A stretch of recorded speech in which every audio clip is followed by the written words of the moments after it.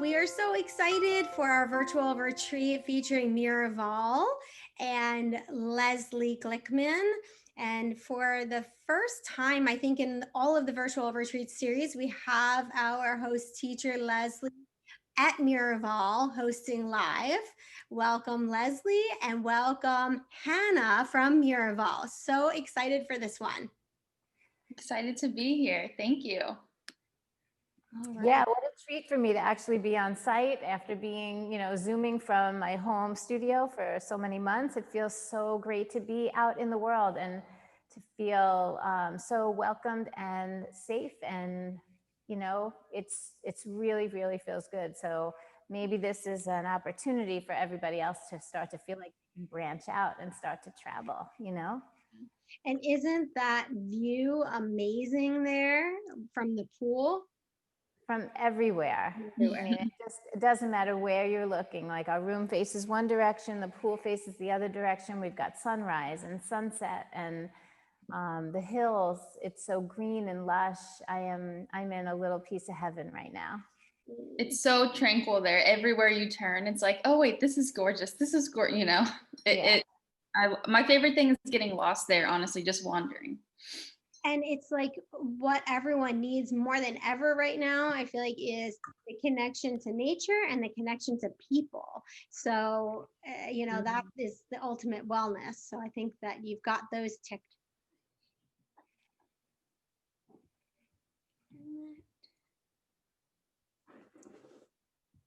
All right. Hello. Welcome. Hi, Lori. So nice to see you there. I think we have two Loris. Or three Loris, sorry. Three Loris who all spell it the same way too. Isn't that awesome? But you guys all know who you are. Just as everyone's coming in, for those of you who don't know me, I'm Dawn Oliver. I'm the founder of Xplored. I love to put together wellness retreats. I also work with individual travel, but I've been doing these series of virtual retreats so that we can connect to amazing destinations all around the world with different retreat leaders. So that is the purpose behind the virtual retreats, really to inspire connection and wellness. So today, I'm so excited that we have Miraval, that is our host property and our featured experience. So on my right, she might be on my right for you too, is Hannah. And Hannah is joining us from Miraval. Yes. So Hannah will be really helping to share the Miraval experience and journey for you all. If you'd like to say hello, Hannah. Hello. And then on my left over here, I have my dear friend, Leslie Glickman. And for the first time, she's actually joining us from Miraval. So she is on site and she'll be leading our yoga experience. Leslie, would you like to say hello and tell us about your experience so far? Absolutely.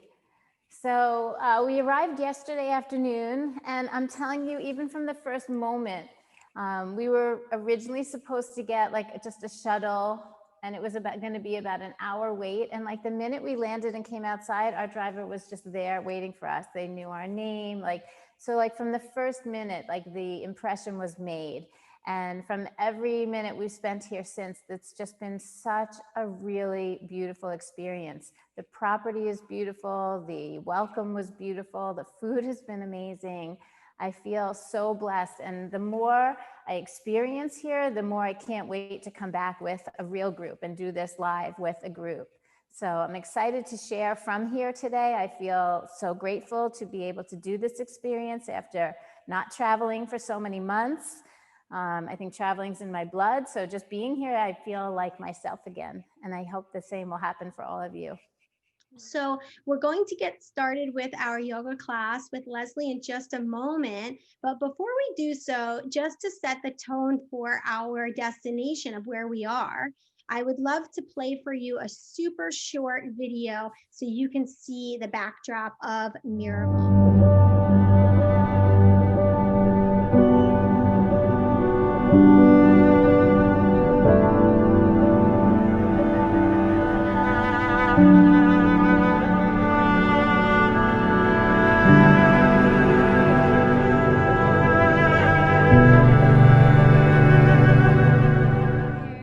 Now, how many people have been to Miraval? Maybe jot in the chat if you've been there or not, or if you've been to a property, or raise your hand.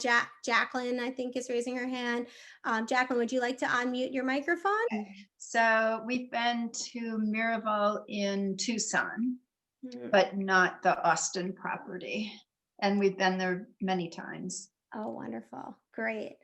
I highly recommend it. It's for us, it was literally life-changing. I think I'm not joking or exaggerating. And I think we started going maybe 5 or 6 years ago, and we've been there 9 times. Amazing. Yeah. I think It when really is. when you have a real connection to wellness and you can experience the amazing healers and specialists that they have with the connection to nature and of course the incredible service, it's easy to get hooked. So Leslie, I have 10:38 here. Do you want to get started grounding us, and I'll keep letting other people in? So let's all come into a comfortable seated position. Good morning to all of my friends. I see many there that I know and love, and to all of my new friends that are joining me this morning. I want you to be in a seat that is comfortable for you. And what's really important about this moment is sort of just the time to connect with your own body. And if it feels safe where you are, if you feel like it's appropriate, I'm going to invite you even to close your eyes. And as you close your eyes, you become a little bit more in tune to your own posture. And so in this moment again, we're just looking for presence. Our ability to connect in the present moment, and that happens through our senses. So just feel the mat beneath you, feel your breath moving through you. Take a moment to connect even with the alignment of your spine. And as we sit up a little bit straighter, I feel like it just invokes our basic human dignity. Some refer to this seat as regal or elegant, but I always think of it more as dignified. And it's where we reconnect with our just basic humanity. And as we settle into the seat and we start to notice our breath, I want you to just open your conscious awareness to the space that you chose to be in this morning.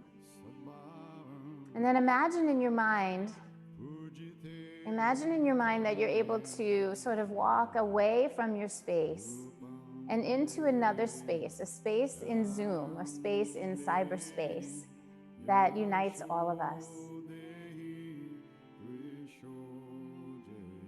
And in that space, we actually all find ourselves right here in Miraval.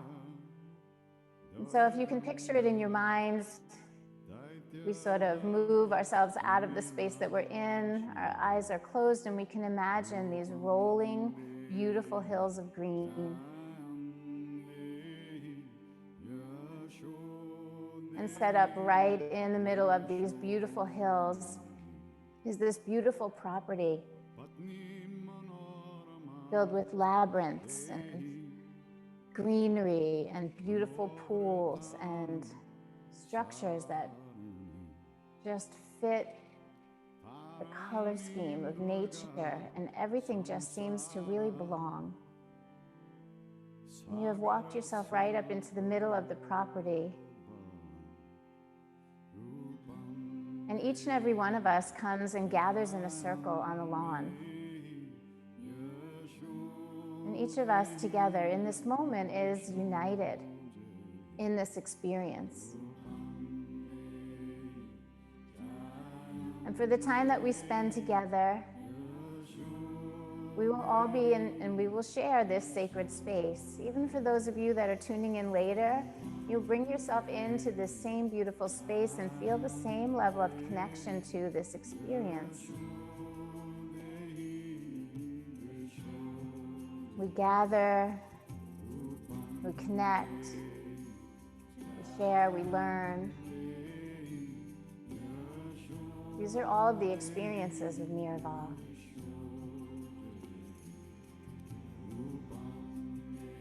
Let's go ahead and take 3 breaths. Just allow yourself to be with each other. Have an opening and a sense of connection to the group.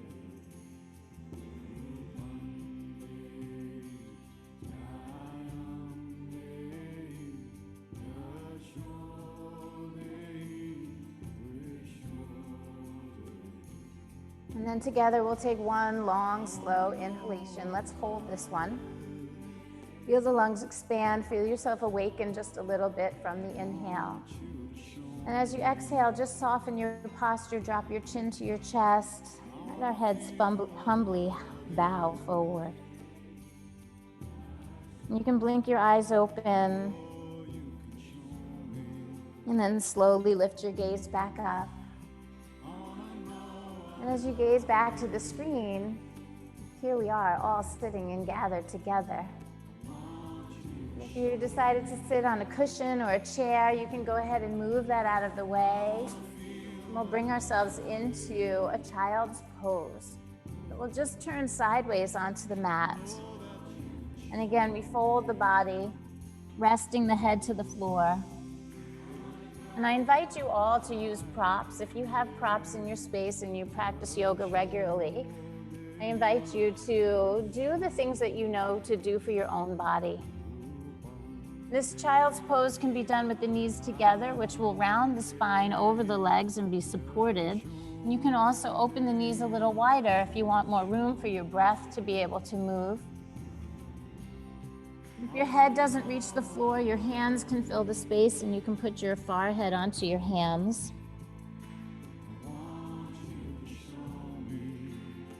And just take a moment.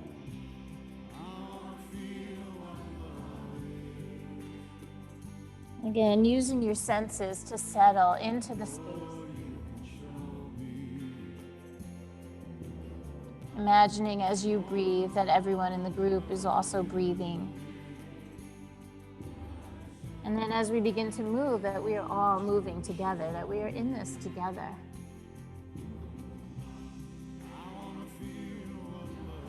And on your next inhalation, just start to stretch the arms forward and bring yourself up onto your hands and knees. We call it a tabletop pose. And what we're going to practice this morning is a vinyasa flow. It'll be an hour flow and it'll be like moderate level, right? So if I do anything that feels a little bit too hard for you, you can modify. If you want to add something to your practice, you can. I want to try to teach to the middle. So in your tabletop pose, we're going to start with some integration, and the hands are going to squeeze toward each other to activate the chest. The knees, the shins, and the feet are going to push down and out to activate the core. And I just want you to feel how the heat just starts to build from that simple little movement of grounding. That's it. And then we're going to soften as we inhale. Let the tailbone rise and the crown of your head rise so the spine arches a little bit. The rib cage drops. And then as you exhale, let's go the other way. We call it cat-cow. The tailbone drops and the chin tucks to the chest. And then on the inhale, we arch the back, lifting the tailbone, lifting the crown. And then exhale, rounding the back. I love how you guys are moving. Try to move with the rhythm of your own breath. Don't worry about syncing up with my cues. Let's do one more round in each direction.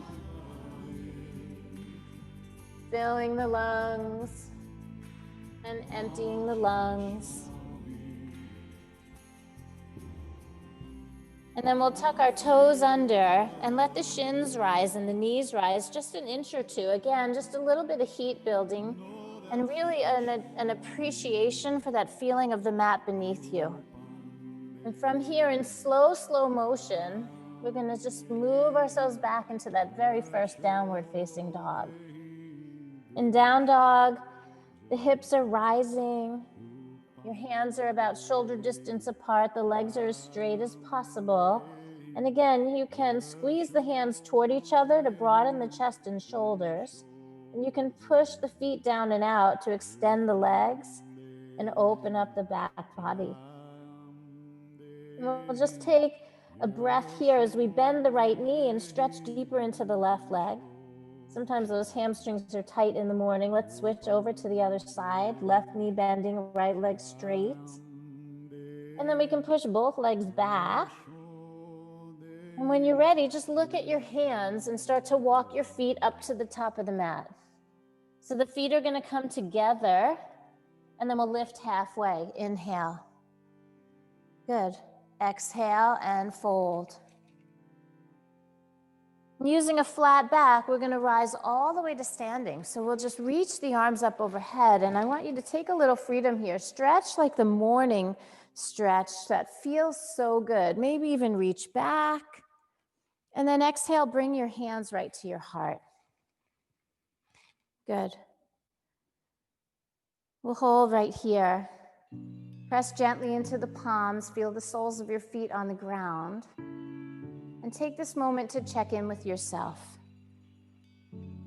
Now, as much as we have already come into this space together and we have felt a connection to this small community we've created for the experience, I want you to take a moment to acknowledge yourself.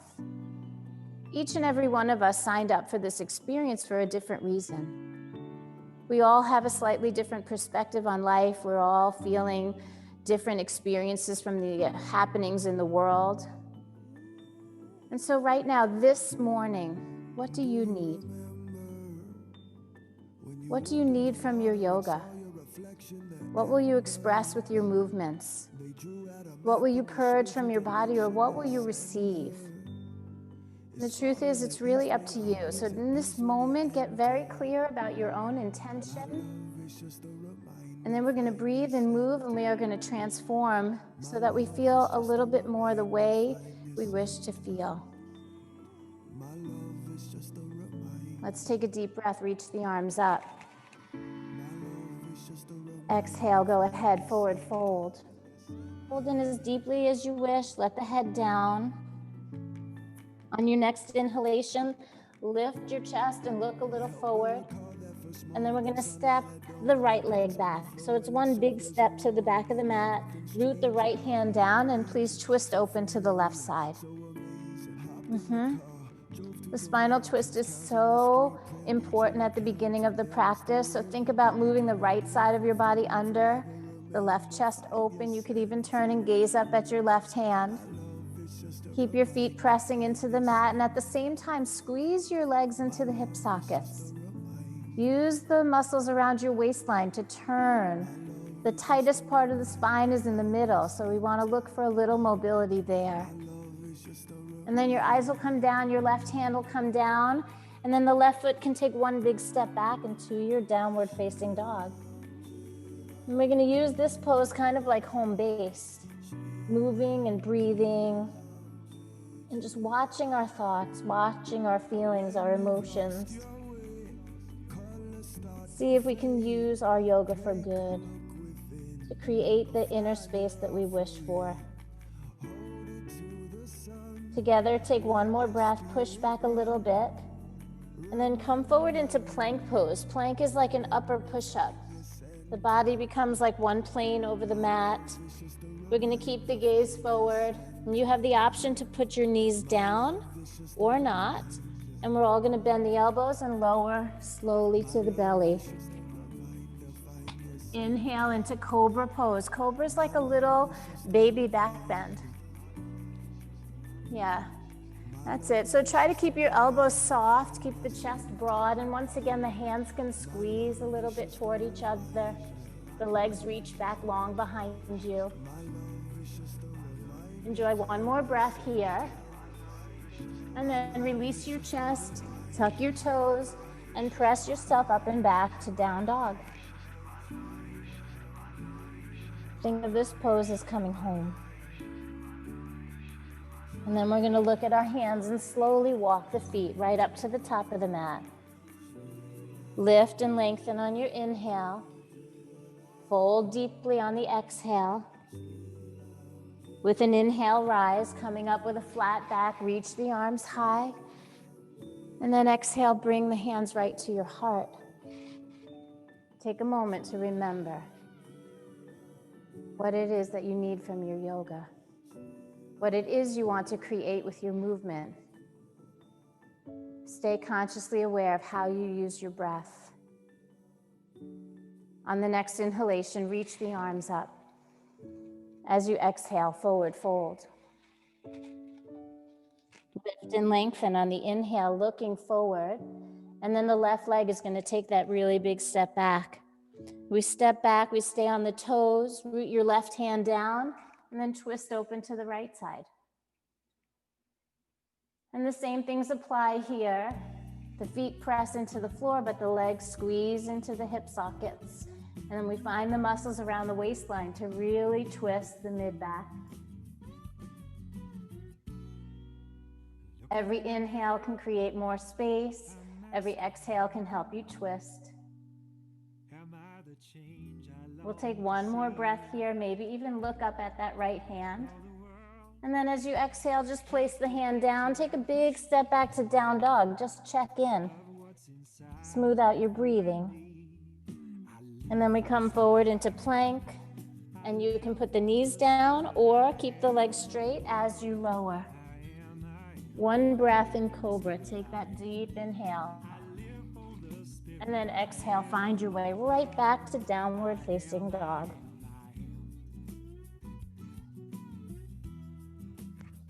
All right. The breath runs free through the nose in both directions. It's called Ujjayi. It's a breath that brings a little bit of heat. It focuses your awareness on the breath. And we breathe in and out of that nose in both directions. Take one more inhale, push back a little. And then as you exhale, look forward, just walk your feet to the top of the mat. Good. Inhale, lengthen. And then exhale, fold. Using a flat back, please rise all the way up. And then bring your hands right to the heart. Good. Inhale, reach the arms again. Exhale, forward fold. Lift and lengthen on the inhale. Now this time both feet go back. You'll find yourself in that plank pose again. And then you can lower your knees and then the chest. Inhaling into cobra. And exhaling back into child's pose, right back where we began. Sit the hips back, lay your head down, and breathe. And just right now, take note that there is some heat happening in the body. Little by little, the heat will build. We'll loosen up the bigger muscles and the bones. And we'll find the places that are holding the tension of your life. Last breath here, arms reaching forward. Let's come up into tabletop, just like we did earlier. Hands squeeze in a little, legs press out. Now take the gaze forward and we'll reach the right arm forward and the left leg back. Good. Reaching forward, lengthening as much as you can without letting that belly fall out. Draw the belly to the spine. Extend and reach. And then if you can, lift just a little. Beautifully done. Now keep the leg up behind you. Put both hands down and just please pull the knee to the belly. Just knee to the belly, squeeze it right in. And then open your leg out to the left. So the knee comes out kind of like a dog on the hydrant. Gotta have a sense of humor, right? And then go ahead and extend your leg as straight as you can and push the heel out to the side. Just creating a little bit of heat in that hip. And then bend the knee, draw it back in and down to the mat. Good. Left arm forward, right leg back.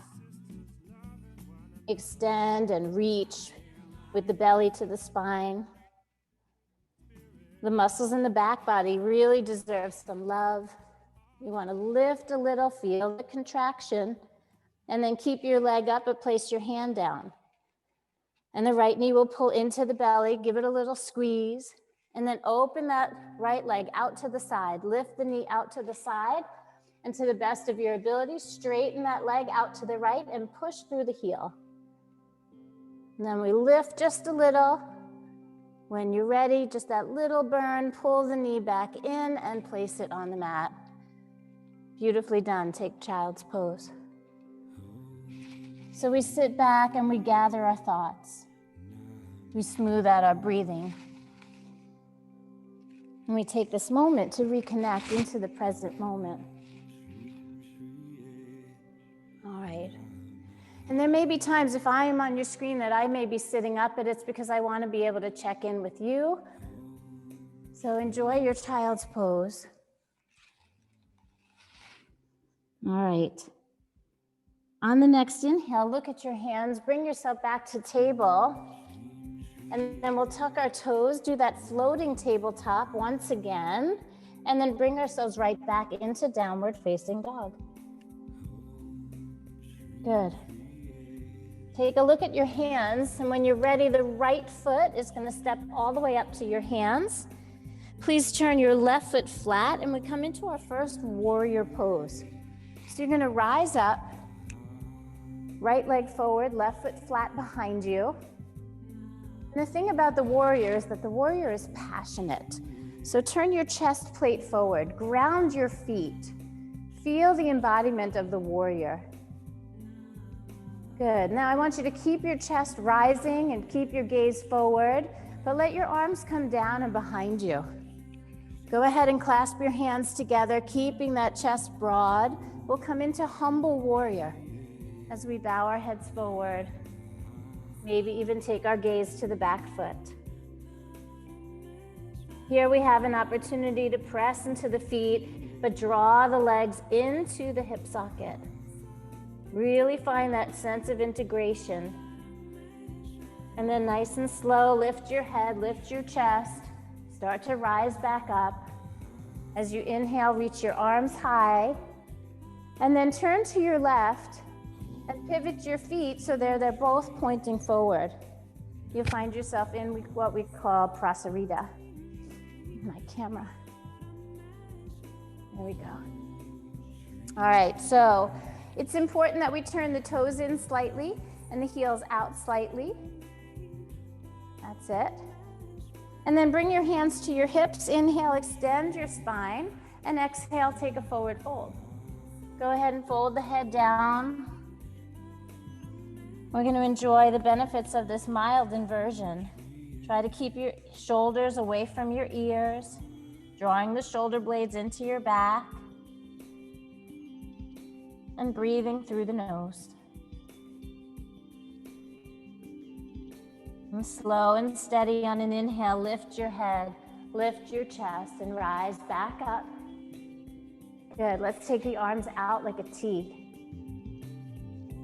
And it's an interesting thing, when the arms are out, the shoulders don't take long to start to feel the work. So right now our palms are facing down, our feet are nice and broad. Now turn the palms to face forward so your thumbs are up. Just that mild, different change. Keep reaching out from under the armpits all the way to your fingertips. And then one more time, just turn the palms so they're facing up and the thumbs go back. Yeah, just a beautiful rotation in the shoulders.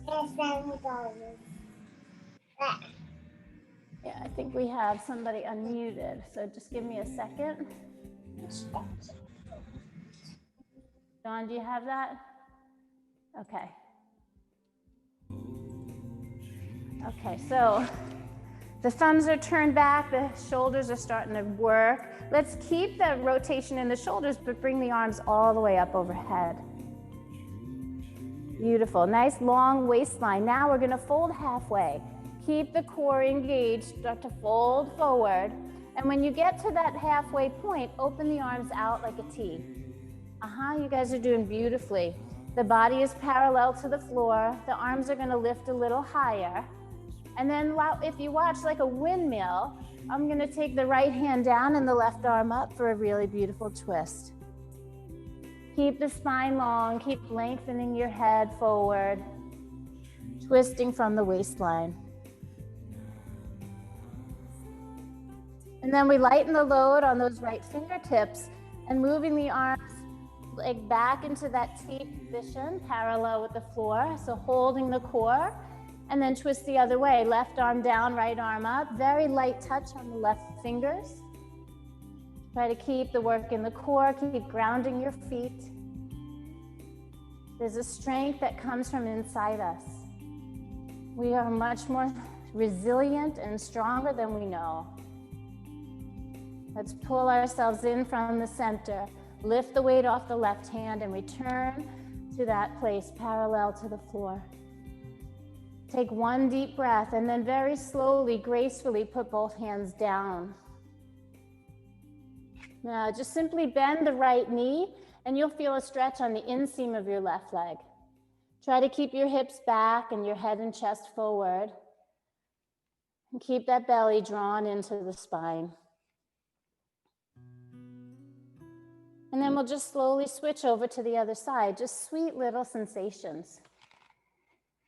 Keep the feet grounded, keep the head and chest forward, hips back. And you guys look amazing. Everybody seems to be able to do all of the movements. And then find your way back to the center. When you're ready, we'll bring our hands to our hips and rise with a flat spine. And then just turn yourself around to the left one more time, coming into our warrior one on the other side. So the left toes are pointing to what you would consider the back edge of your mat. The right foot is flat behind you. And as you ground into the feet, just integrate the hips. Pull the belly into the spine, lengthen upward. Keeping the chest broad, the arms come down and back behind you. We'll clasp the hands together and then slowly come into that humble warrior. We fold forward. Bow the head down humbly. Maybe the gaze goes to the back foot. The back leg is super strong and the breath is flowing through the nose in both directions. Now, when you're ready, we press down to rise up. So push into the feet, lift the head and chest. Your arms are going to sweep up. And then you'll turn to the right. So again, you're facing the side, the long edge of your mat. And the right knee is going to turn open. Just turn the right knee open only, and we'll come into warrior two. Here again, the arms stay out, the shoulders are strong. Lift a little bit from the lower belly. And then to make sure you're holding in that lower belly, let's take the left hand and just put it right below the belly button. Feel how you can draw the belly button in and the tailbone down, and then rotate that right hand so it's thumb back, shoulder rotating, and we'll come into a reverse warrior, stretching into the side body. So you can sink a little bit into the right knee, pull up from the lower belly, and then take your gaze all the way to your right hand. Now that left hand has already done its work. Let's extend it out behind us, parallel to the floor. There we go. Take one breath here. Feel that core strength. And then return to warrior two. We'll straighten the right leg and come into triangle pose, Trikonasana. Both legs are straight. The right arm is down. The left arm is reaching up. And there's always a really beautiful adjustment here. If you can draw the tailbone down just slightly, you might be able to draw the head, neck, and shoulders back a little to create more space. Keep your legs super strong and your feet grounded. And then when you're ready, press down to rise up. Returning to the center, pivot the right toes in, the left toes out. The left knee will bend as far as you want it to, as far as you need it to. No more than 90 degrees. The chest is broad, the arms are reaching. And then there's this remembrance of the integration. The legs feel like they're drawing into the hips. The lower belly draws up and in. Let's put the right hand on the lower belly. Keep feeling how that lift will increase the length of the spine. And then flip your left palm over and come into that reverse warrior. Bring the left bicep to your ear. Stretch up high. Notice that as you reach high, you might have come out of the front leg, so don't be afraid to bend in a little deeper. That's it. Now, that right hand has done its work. It's holding the belly firm. Let's take the right arm out, parallel to the floor. Keep the breath steady. Notice where the sensations arise. And then when you're ready, you return to warrior two. Straighten out the left leg and move into triangle pose, Trikonasana. The left hand can come down to the shin. The right arm goes straight up above your shoulder. And so this is really a lateral pose. We don't want to be bending forward or bending backward. We're really bending to the side. So see if you can draw the tailbone down a little bit. That's it, Ashley. Come a little bit more to the side. Bring your head back. Yeah. And that can be a little scary. So if the tailbone draws down, you feel a little more integration and a little more freedom to lengthen that spine, to reconnect with that dignity. And then we push down to rise up. Come on back to center. You can straighten the left leg, turn the left toes in. Inhale, reach the arms up. Good. And then exhale, bring the hands behind you and clasp. Good. Inhale, extend your spine. And then exhale, forward fold. There are parts of the body that hold our attention, they hold our emotion. So today we're going to try to loosen up some of the tension in the hips and the shoulders. So let yourself breathe deeply wherever those sensations are arising. Root down into your feet, start to lift your head and chest, and rise back up. Good. Inhale, reach the arms all the way up above you. And then open them out like a T. You may start to notice that even the feet and the ankles, from being in this wide position, they start to get a little cranky.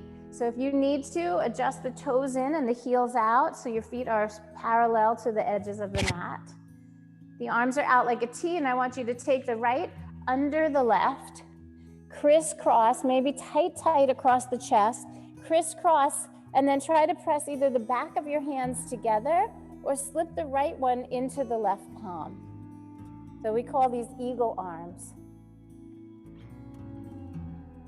The right arm is going to push up a little and the left is going to push down, creating that gentle lock. And then if you would, please fold halfway. Keep your back flat. Keep gazing out past your fingers. Make the legs strong. Press into the feet. Lift the quadriceps to hug the bones. Take one more breath here with the flat back, and then keeping your hands bound, go ahead and fold the rest of the way. We're not going to stay long. Let gravity take a hold of this pose. And then squeeze your feet toward each other, tighten the legs, start to lift your head, lift your gaze, and rise back up, all the way up. And then the arms can release, coming into a full circle, reach over the head.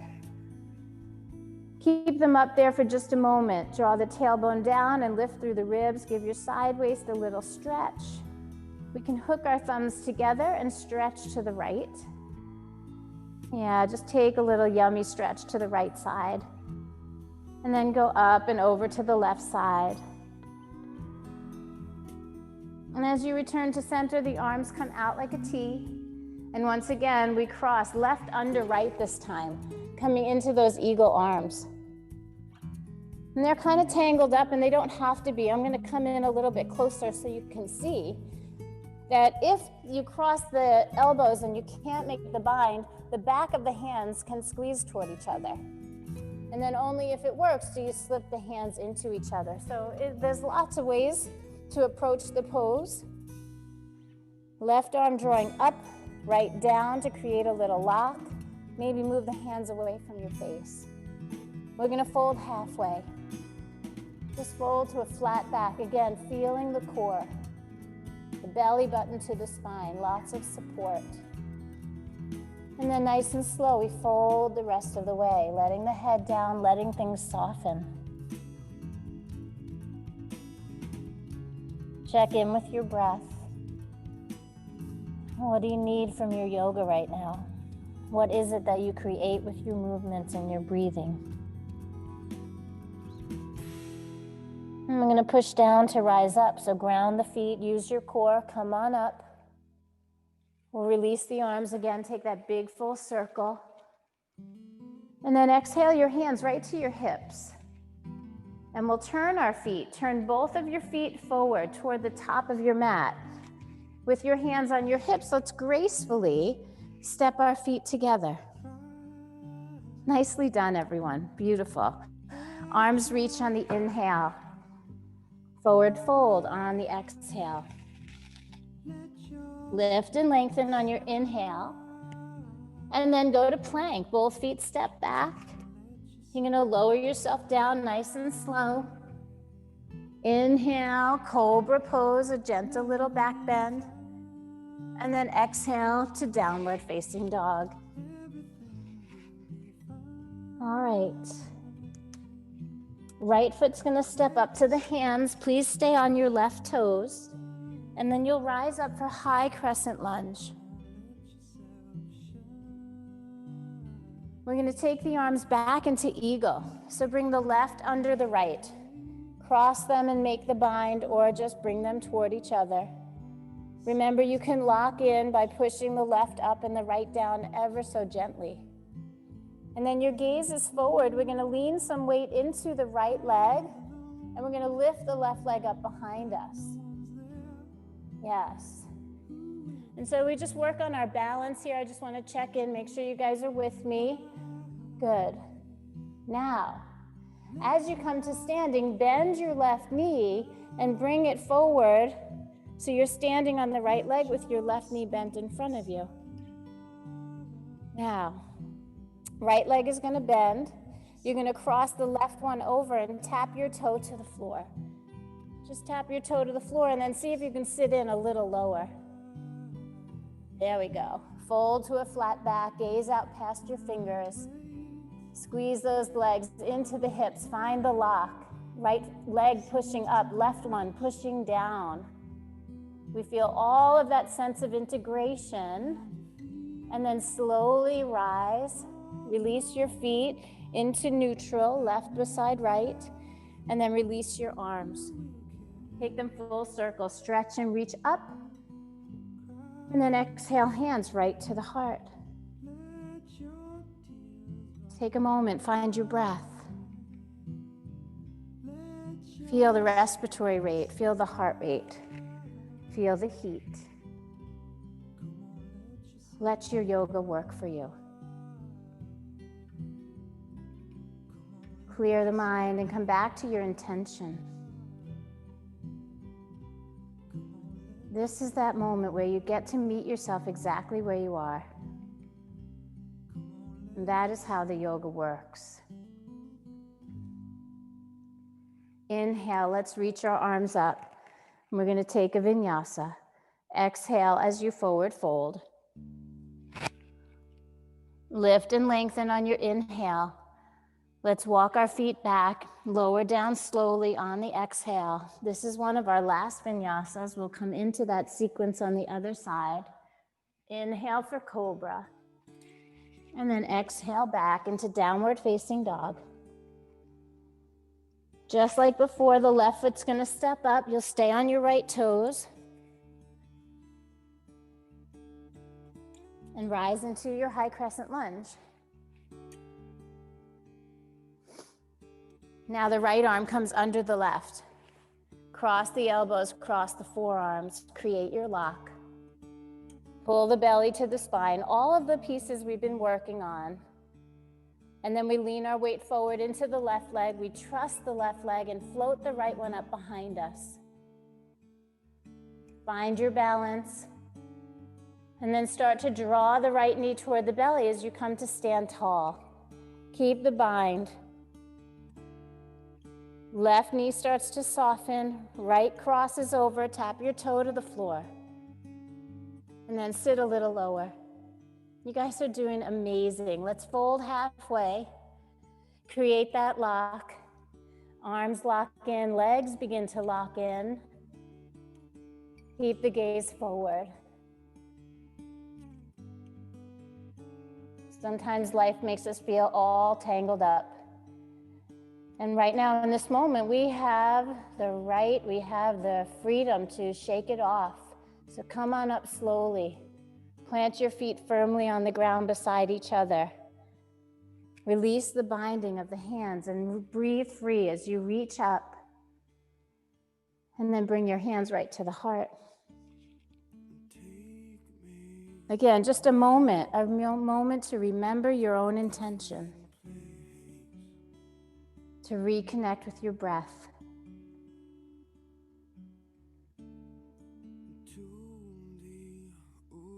We're going to take one last vinyasa, and then we'll find our way toward the floor. So inhale, reach the arms.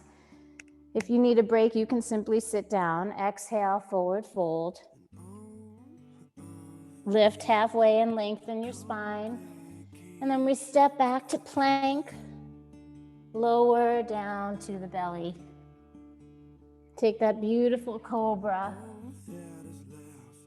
And then exhale into that very last downward facing dog.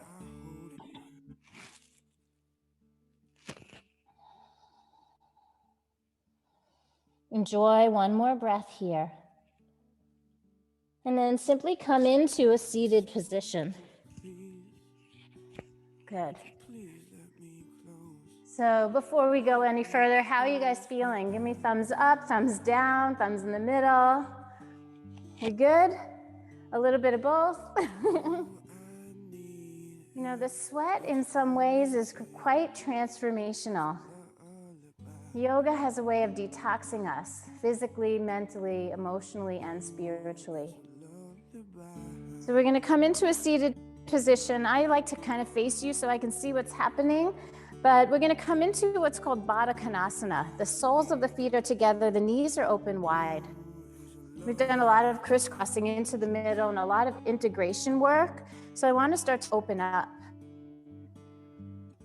All right, so the soles of the feet are together, the knees are open wide. Please take your right hand to your left ankle and your left hand behind you and give yourself the sweetest, yummiest twist. Turn your gaze all the way to the left.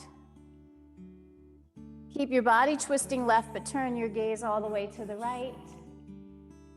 Wringing out any tension from the throat, the shoulders relax. And then slowly release, coming around to the other side, left hand to right ankle, right hand behind you. That's it. You're going to turn your gaze all the way over your right shoulder. And then keep turning to the right, but turn your gaze all the way to the left shoulder. Just notice if there's still any tender spots. And you can release and face forward and put a little more space between your hips and your feet. So it creates more of a diamond shape where you're giving yourself a little looser feeling. And then grab a hold of the ankles and bow your head forward. Let your spine actually round. We've done some back bending, we've done some twisting, we've done some lateral work. But today, right now, in this moment, bow your head forward, round the spine. We're going to stay for a few more breaths. So I want you to try to send your breath, move your breath right where the sensations are.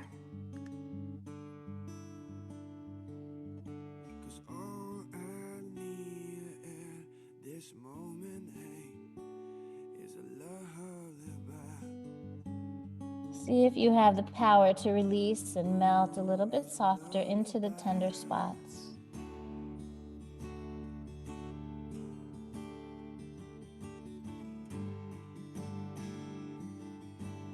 On your next inhale, pull the belly to the spine, start to rise back up. Let's pull our knees up to the center. And open the feet a little bit wider. Go ahead and make them a little wider than your own hips. And then both of our knees are just going to tip over to the left side. Tip them, it's kind of what we'd call an awkward pigeon, not a full-on pigeon pose. But the knees drop over to the left, and now I want you to take your torso and turn your body towards your left knee. And then you're going to fold your chest toward the knee. So fold your body over that left leg. You can rest on your forearms, or you can lay your body weight all the way down onto that left leg.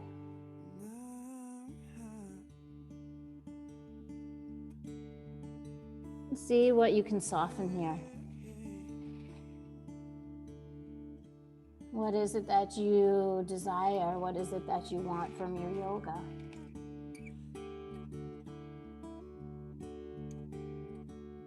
Our yoga can be used as a reset.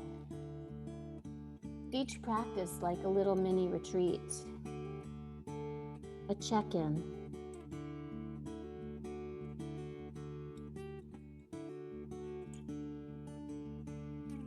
And that's what time in a place like Miraval is like. You surround yourself with nature, things are quiet. There are so many ways to enrich your soul. All kinds of learning and physical activities, or simply just sitting in a quiet place. The food is healthy and nurturing. And in every way, we just feel like we come back home.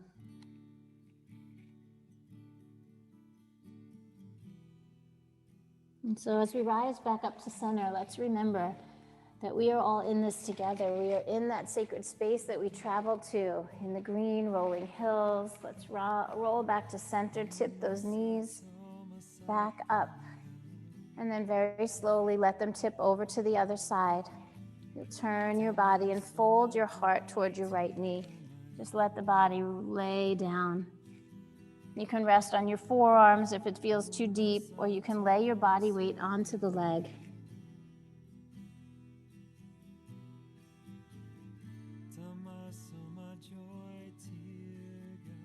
Close your eyes and imagine yourself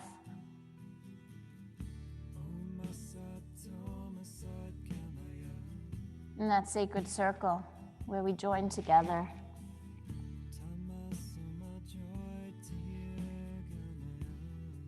Each of us doing our own work for our own reasons.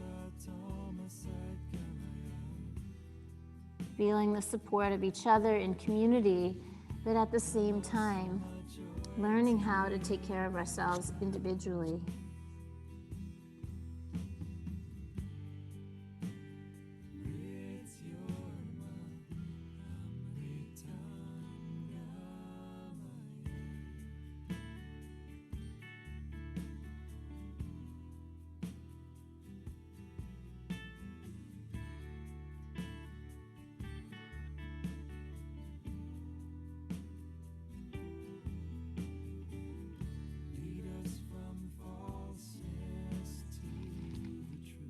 On your next inhalation, let's slowly begin to rise back up. Tip our knees back to the center. And then make sure that you're the long way on the mat so that you can very slowly start to round your spine and roll yourself all the way down. And I just want to check in with you, Dawn. We started about 10:38. So do I go to, You're okay with time? like 10 more minutes, or do I need to? No, you can use 10 more minutes if you need. Okay, I just want to make sure that I'm respectful of our schedule. Absolutely. So I can close it down or I can go a little. So good, I'm glad. I got 10 more minutes with you, my loves. So we lay down onto our backs. I'm going to stay seated so that I can stay connected to you as you move. Let's go ahead and pull the knees into the belly. Yeah, just grab the knees and hug them in. Lay yourself on your back and pull the knees into the belly, and then just rock yourself side to side. There's something so sweet about rocking. You know, as soon as you pick up a baby, what's the first thing you do is rock it, right?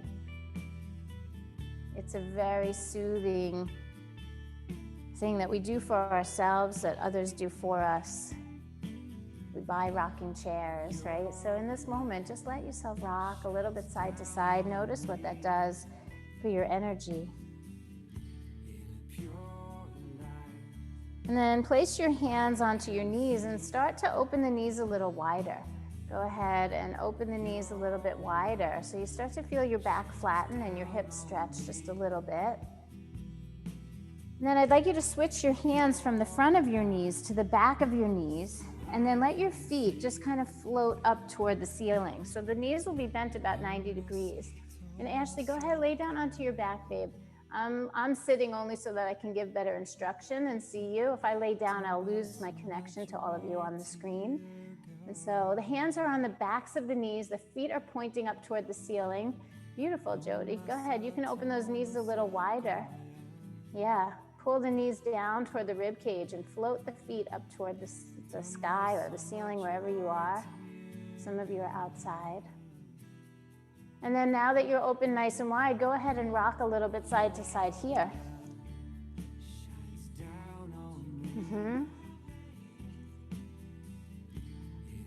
It's almost like a little massage for the kidneys, for the liver, for the adrenal glands. There's so much going on back there, the piriformis, the QL. We have a lot of stuff that we hold back there in that region. So just let it kind of squish into the floor.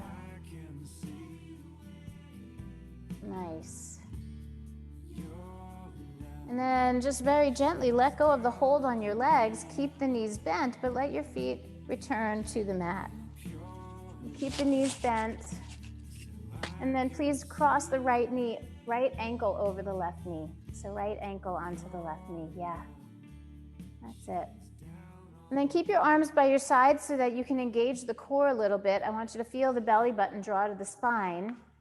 And without using any hands, go ahead and lift the left leg toward the belly. Good. Do it nice and slow.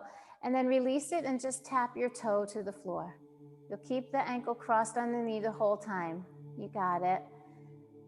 Go ahead, do it again. Draw the left knee up to the belly nice and slow. And then tap the toe back down. And we'll do that one more time. Go ahead, draw the knee up and into the belly. This time, bring your hands through. So the right hand goes through the hole in your legs. The left one goes around to the back of your left leg, and you just give it a little squeeze. So that is a modified pigeon pose on your back.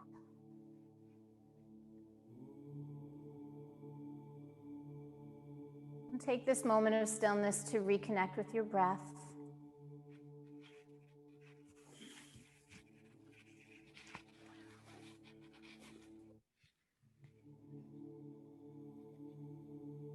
And then nice and easy, release the hold of your hands, release your left foot back to the floor, and then uncross that right leg and bring it down to meet the left. Pause for a moment. These little moments of stillness in between are where the body really gets to absorb the work.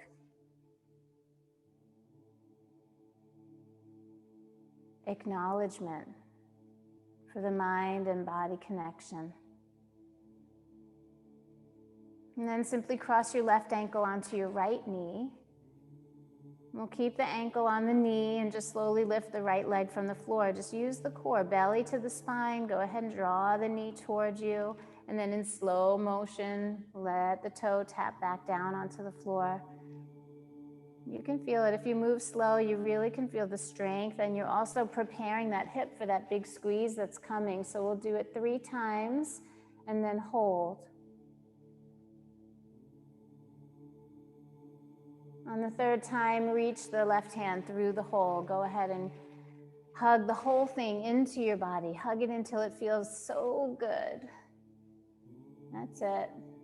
I see you, Asya. Squeeze it in. Make it feel so yummy. Tati, I know that you're there, but I can't see you. It warms my heart to practice with you. And for all of my new friends, watching you move so beautifully, give it one more little squeeze. Be gentle with yourself. And then let go of the hold of your hands. Release the right foot back to the mat. Uncross the left foot and place it beside the right. Good. Now both knees will draw into the belly. And we've got one last thing to do before we relax. Knees draw in, give them a really yummy squeeze, and then let both of your knees go over to the right side. This is our last chance, my friends, to squeeze out some tension. This spinal twist will be our last physical movement before our relaxation, our integration, our absorption. So let those knees go over to the side, turn your chest open wide and look the opposite way of your knees. Breathe a little deeper. Feel the support of the floor beneath you. If your eyes are closed, see if you can bring yourself right back into this beautiful space, surrounded by the green of the trees and by your fellow yogis.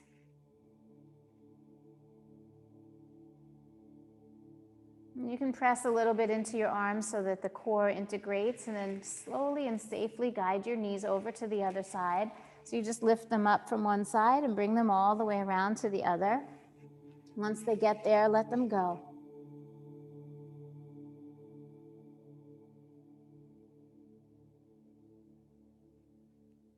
Let them go. Shift more of your attention to the breath and less to the physical form.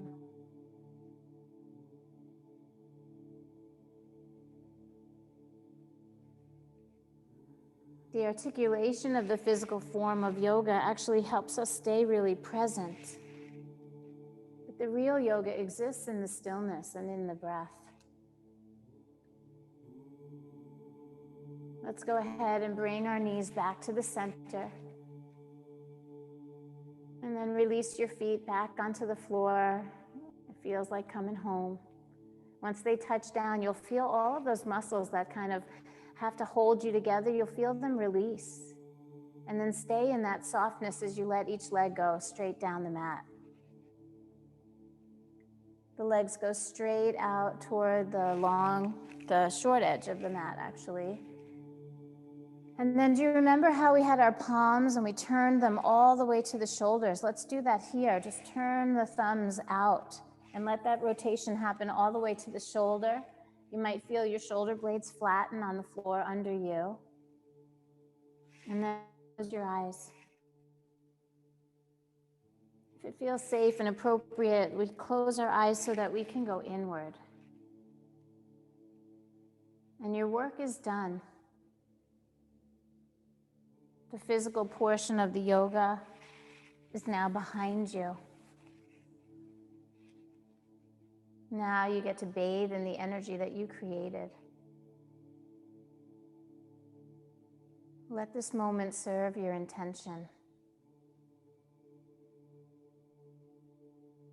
Allow yourself to embody the energy that you created, that you intended.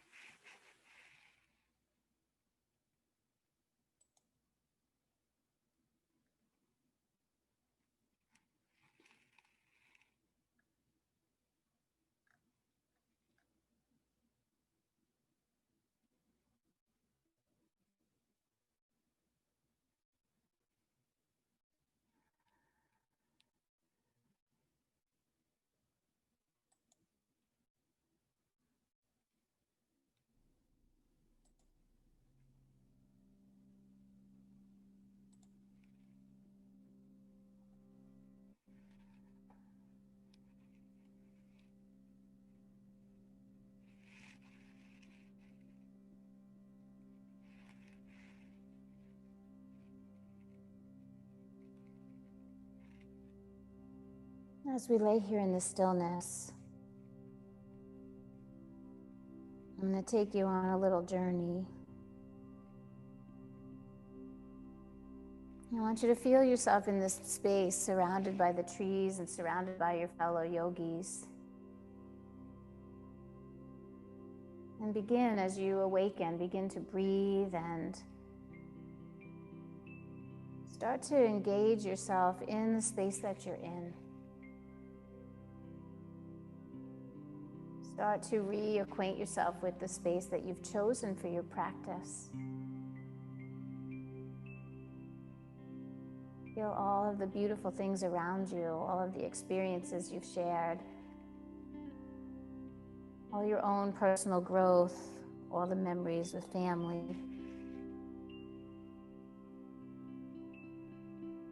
And truly, again, you find yourself home.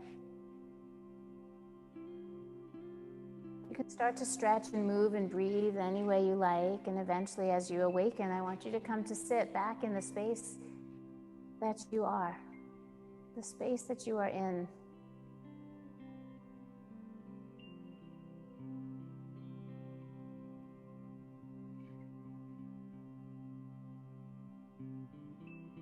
We have so many beautiful experiences for you to continue to have throughout this morning. I'm going to just close the music down.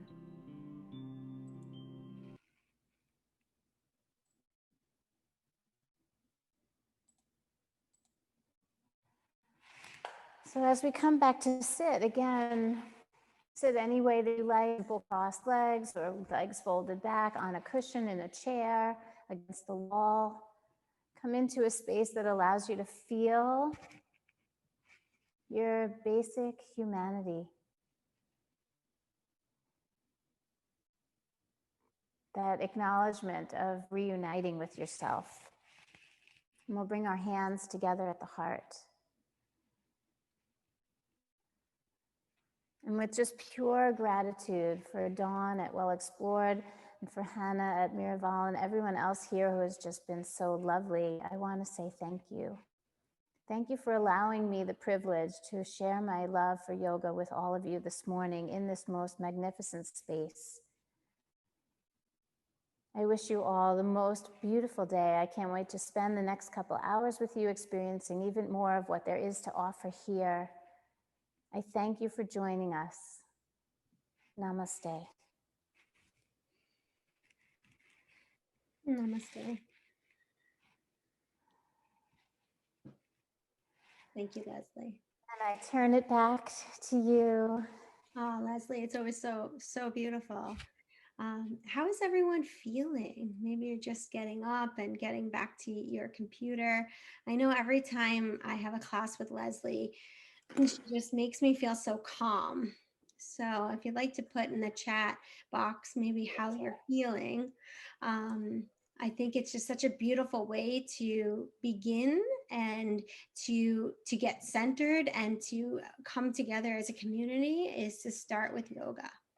So Leslie, thank you so much for that. Miraval has so many amazing experiences and activities. So it's difficult, I think, to showcase everything, of course. I was just looking at their schedule for today alone, and I think I counted 56 classes for today. Mm-hmm. So we have chosen for our signature experience today, we have chosen an Astro Forecast. So we'll have Lynn Carroll joining us shortly to take us through that experience. And before we move into that, I'd like to hand over the screen to Hannah with Miraval so that she can paint us a little bit more of a picture and the story behind this beautiful property with some great video and some images. So we'll go through that probably for about the next 15 minutes or so, and then we'll transition right into our Astro Forecast. We'll have time for connection, time for questions, time just to connect as a group as well. So that's what to expect. So over to you, Hannah.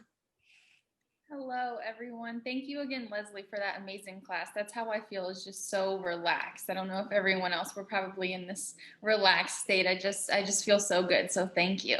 You're so welcome. Well, my name is Hannah. Like I said, I'm our regional leisure sales manager at Miraval Austin. I'm curious, drop in the chat or, let me know, has anyone been to Austin, Texas before? Okay, so it looks like maybe not yet. Dallas, it's on your list. Well, I love showcasing this property because, Leslie, I don't know if you experienced this, but you don't feel like you're in Texas at all. Honestly, when I looked at the photos and the videos that I'm going to show you all, it looks so tropical. It doesn't look like what I picture Texas. So I'm always excited to kind of share that. Exactly. But we opened our, yeah, you feel the same? Yeah, because it's so hilly and it's green. Lush, yeah. green, overlooking the lake. It looks like it's somewhere tropical. Right, to have mountains and water together. Exactly. Yeah, it definitely feels like I am somewhere very special. Exactly. Well, so we opened our doors in January of 2019. So it's definitely, a new build, but it's a nature sanctuary that kind of welcomes you to like observe. You're going to challenge yourself, renew, and elevate your unique self. So everything, keeping in the spirit of Austin, we do things a little bit differently at this resort. So it's more than just a spa resort, more than just a health retreat or luxury hotel. We really put unique well-being at the center of everything that we do, and that really is one of our core principles as we help each unique individual create a life in balance. So like Dawn was saying, we provide an adventurous array, a huge amount of unique activities, and that really creates a community because you get to connect with like-minded travelers. So you may be taking floating meditation, and you may connect with the same person in hatchet throwing. So then, just a wide variety of activities available that just kind of allow people to create that sense of community. So I have, I'm going to share my screen. I have a video.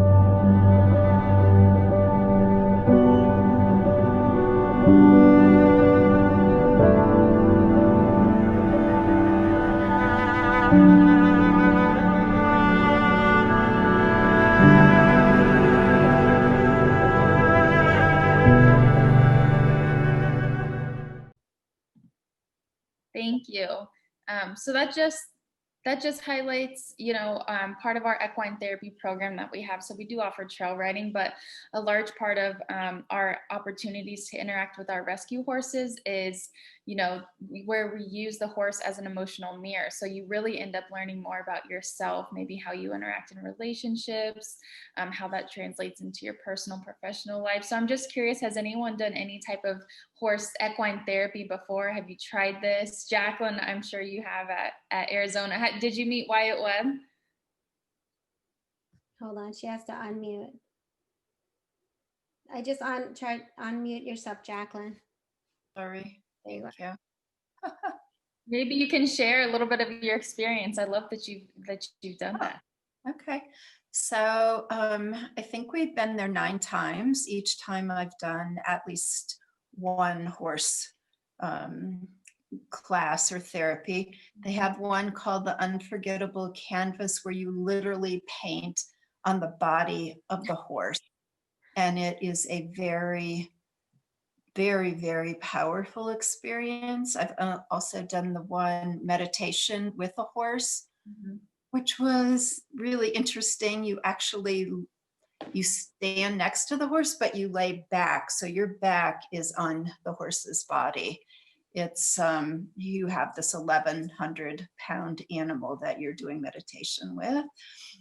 I've also done the one, I don't know if Austin has the same horse things. Okay. So I also did the one where you lead the horse around the pen without touching the horse. There's no reins, and that is to teach you, I believe, how you interact with people in the world, setting your intention. They're all very powerful experience. I'm trying to remember. Oh, and I did a horseback, a riding class, which I was terrified to do because the last time I rode, I was really thrown off a horse. Both the horse and myself were on the ground. And that was very, very healing in my life to ride a horse. I guess one thing I'd say about Miraval is top to bottom, every employee is kind, compassionate, every single one, everyone. So happy to hear you say that. Yeah, I highly recommend it. We were there in February, and when COVID's over, we'll definitely go again. That's exciting. Well, thank you for sharing. I encourage everybody that comes to visit, and hopefully we'll see, you all here with Leslie and Dawn, maybe in the winter or the spring. And, please sign up for one of our equine experiences, like Jacqueline was saying. They are all very, very profound, and it's much more than just writing. You know what I mean? Everything is going to have a very powerful intention. So thank you, Jacqueline. Another part of what we offer is our outdoor adventure. So, we encourage guests to step out of your comfort zone a little bit. So we have things from, challenge courses, we have hatchet throwing, archery, zip lining.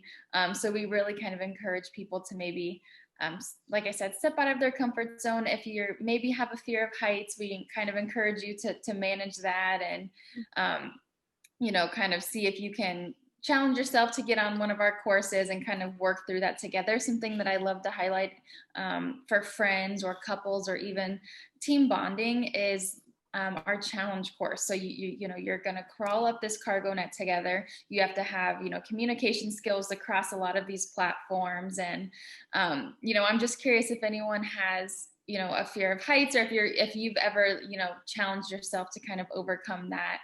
Maybe just drop it in the chat, because it's always encouraging to see when you try something new, that feeling afterwards feels like you can kind of conquer the world. To me at least it does. So I'm just curious if anyone has had a similar experience as myself. But Dawn, will you play the I have it ready right here. Yeah, I think one of my favorites is doing a waterfall jump. Like that's always something that challenges me in a way, like where I'm standing on the edge and I'm super nervous and scared, and and I wait till somebody else goes first. I always go second, but then once you do it, you just feel amazing. So I can imagine all of these things are quite like that. So I think this is the one that we want to see next. So let's give it a go.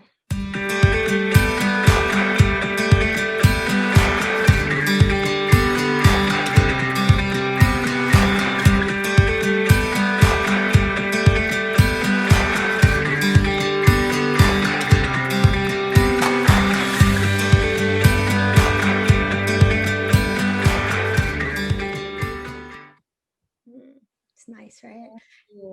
Yeah, it makes me want to, every time I see that, it makes me want to get up on the challenge course again. But That's what I'm doing today. Oh, awesome. I cannot wait. Andy and I are going to do it together. We have it's scheduled for 2:30, and I think it's going to be really fun and challenging and good as a couple, Yeah, to be in it. I was just saying, I actually did this with my boyfriend, and he, was a little bit scared of heights, and we got up there, and it was really something we look back on, and you never know how you're going to interact in those situations until you're up, 40 feet in the air. So it was a really great experience for us. I'm excited for you. Now, I'm curious if you're going to go across the street to our farm. Do you have any plans to go and see that? I would love to, because my husband is actually in the farming and gardening business. So we are very interested in taking a tour of the farm if we can do that while we're here. I do have a short little video here of the farm, but I think it's also super important to mention, because in the case of social distancing and everything, the property is it more than 280 acres for 114 rooms. So you basically, every single room has about 2 acres, more or less. So you have tons of space.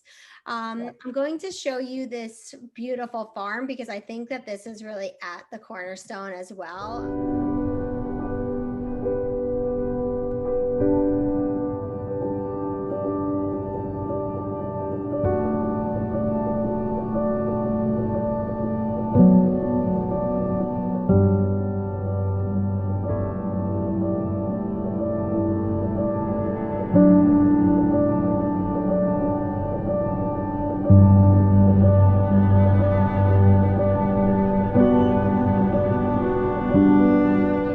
Miraval Austin has a 10-acre working farm. So, if Leslie gets an opportunity to go over there, I would love that. But we really supply a lot of the food that you eat while you're visiting with us, from the produce grown on our farm. You know, we have 150 chickens, so all of the eggs are supplied to our restaurant. So we have a one-to-one relationship with them. So you know, everything that we can, you know, that's in season. Of course, all of our menus are going to change seasonally, daily, at some point, but it's going to come straight from the farm right to the restaurant.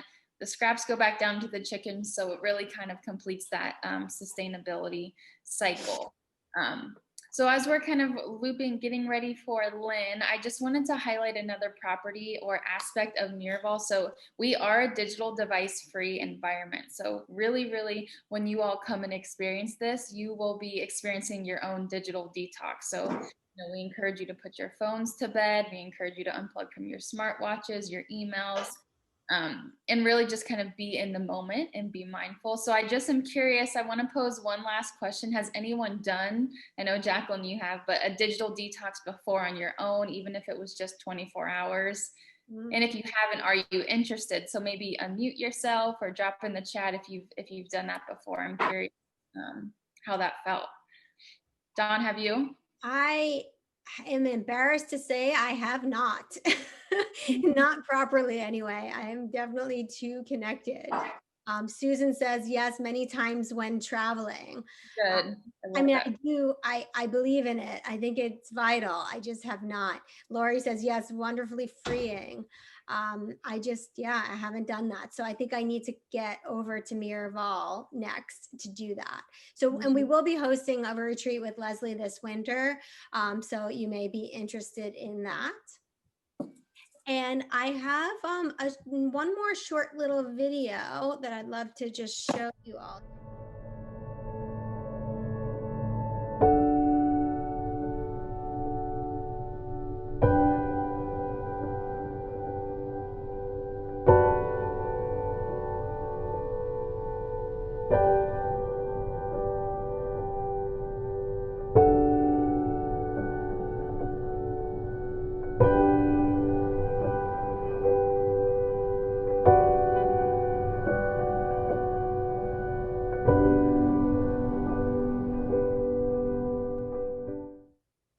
Really expansive space. Hannah, what is your favorite experience at Miraval?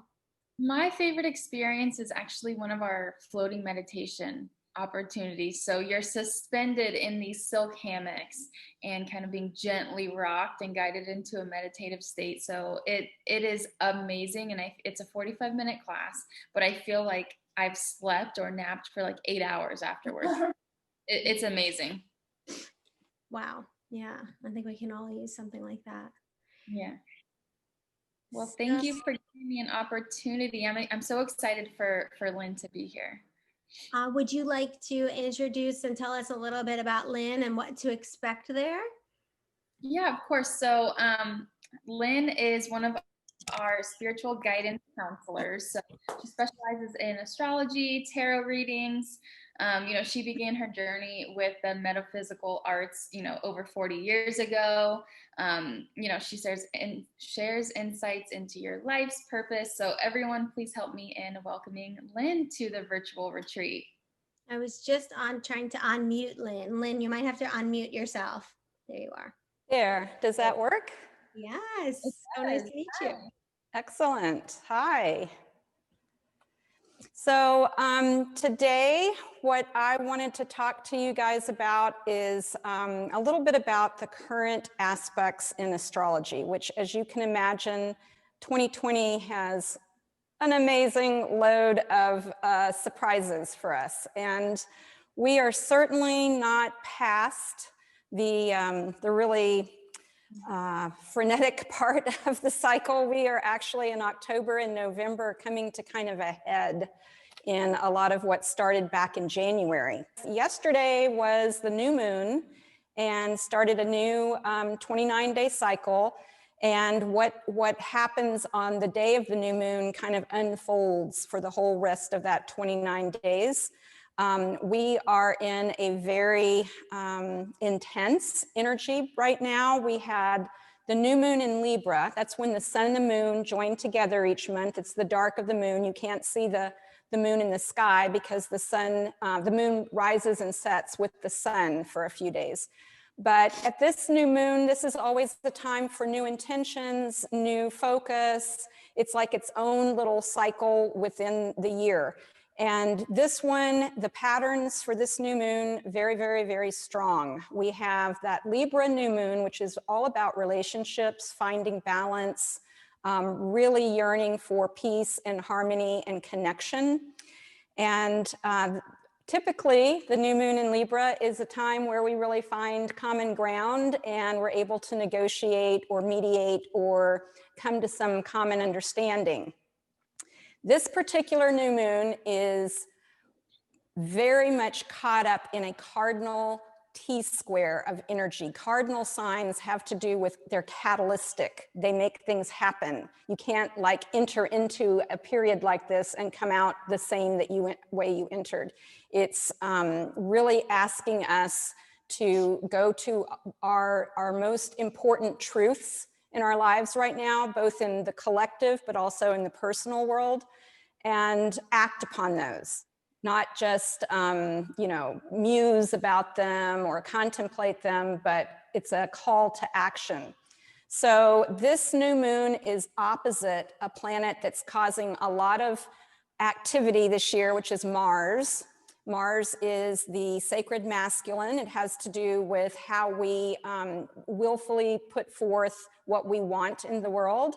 And Mars is in its own sign of Aries, which is a very powerful position. Usually Mars goes through a sign maybe 6 weeks, but this year Mars will be in Aries for 6 months.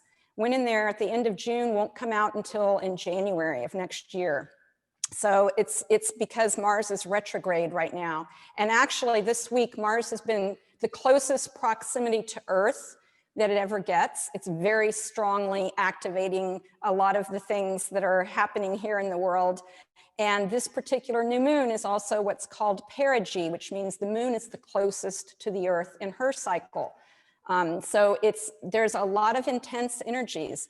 Mars in Aries is impatient, impulsive, but also courageous and confident. It's really asking us to purposefully focus on what is most important in our lives and how to go about taking action on those things, but with consciousness.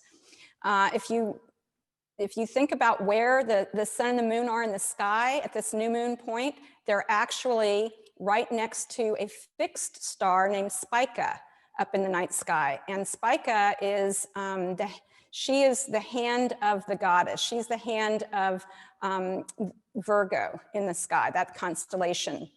And that hand point is also an action point. The hand point is also similar to the Egyptian goddess Mat, who has the scales, just like with Libra.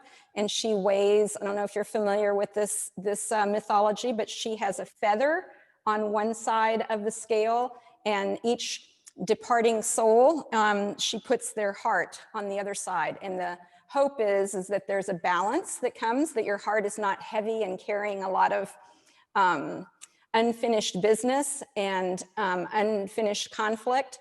And if it is light and balances, then you ascend. If not, then back to another lifetime for you. So this is a kind of an important turning point, this new moon.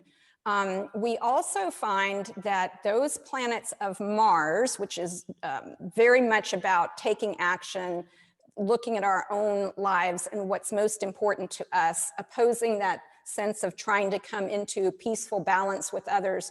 Both sets of those planets are square, which is a 90-degree tense stress angle to 3 of the most important planets that we have this year: Jupiter, Saturn, Pluto, all in the sign of Capricorn.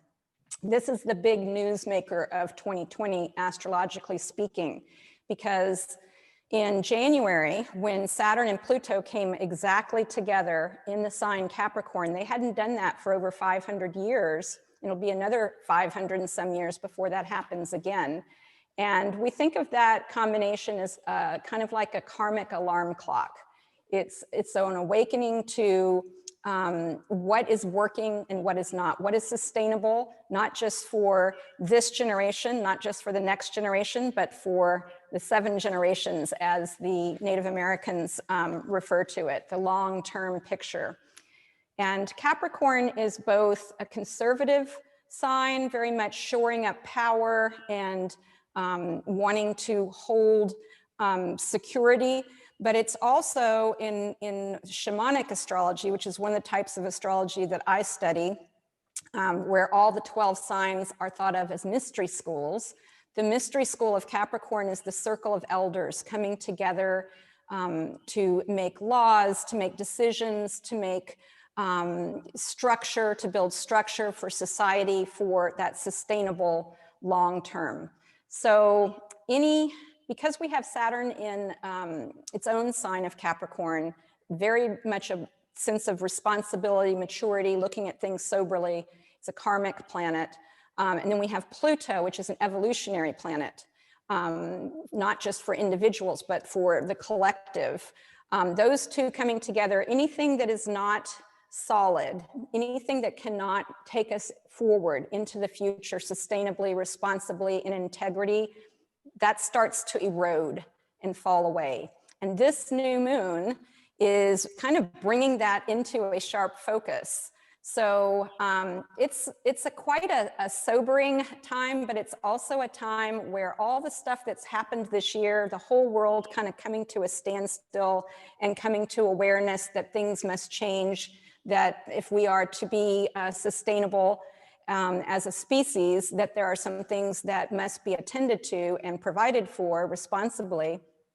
So this new moon, the next 30 days, 29 days, really makes it so that we're asked individually to make our own choices, to come into our own authority, reclaim our own authority, not to wait for someone else to figure that out. It's kind of like we're all invited to that circle of elders, and we're all invited to put in our vision, our sense of purpose, our sense of what's important, both for ourselves, our families, our community, but also the world at large.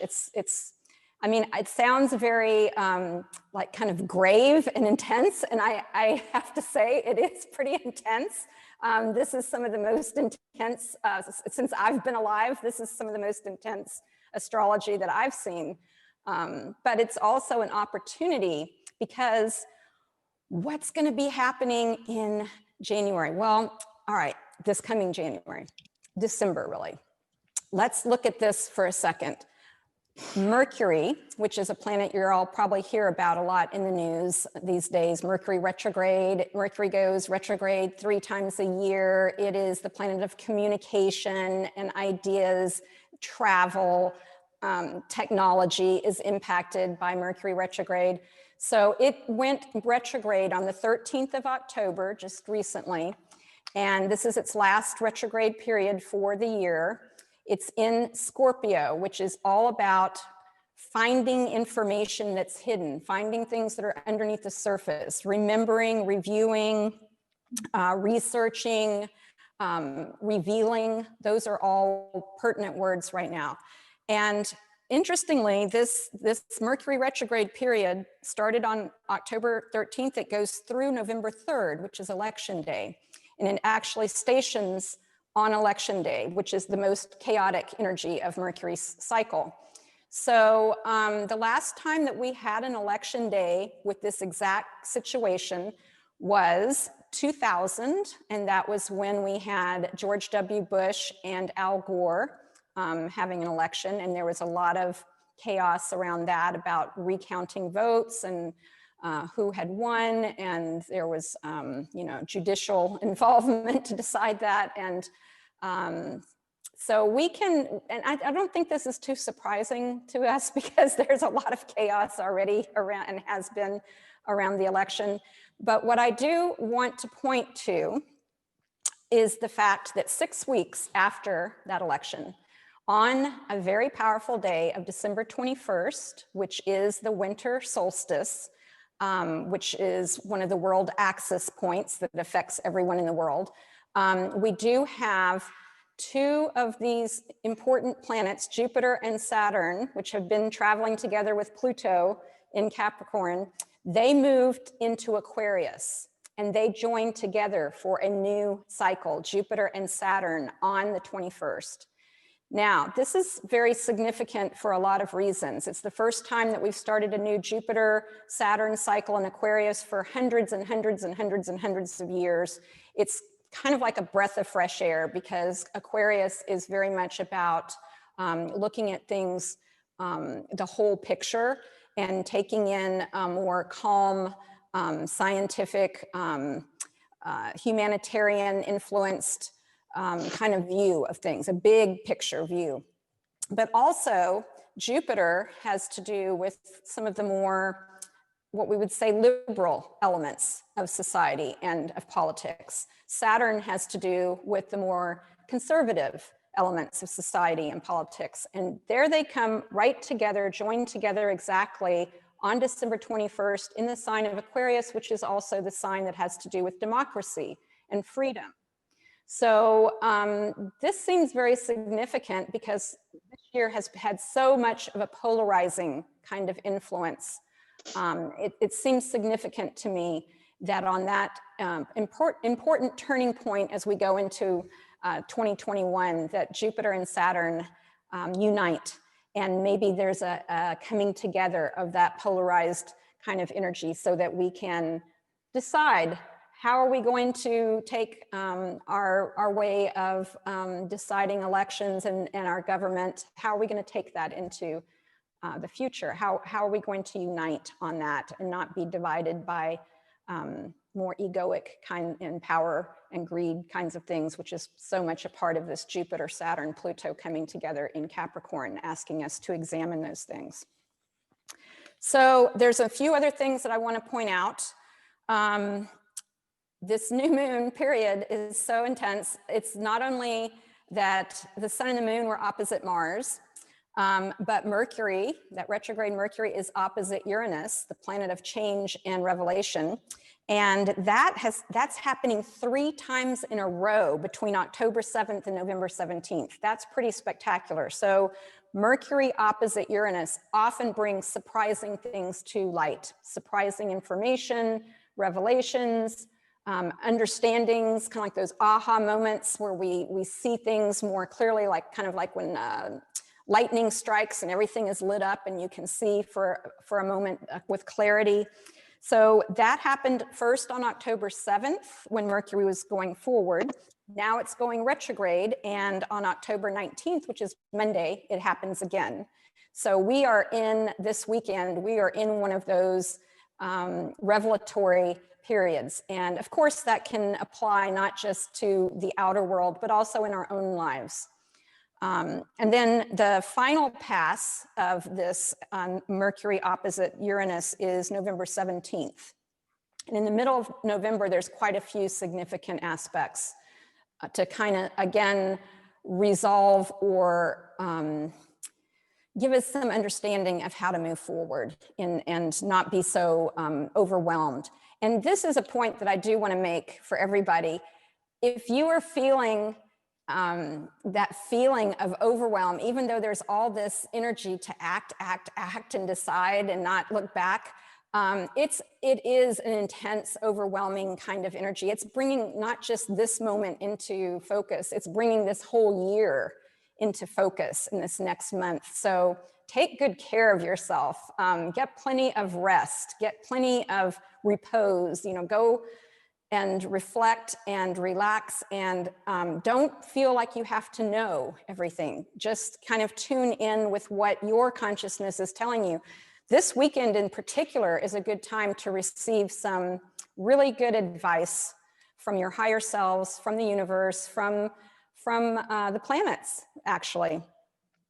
On Sunday, we have another very interesting aspect, which is Venus opposing Neptune. That's another opposition that's influencing this new moon. And Venus is the planet of love. And she actually is the ruler of this lunation because she rules Libra.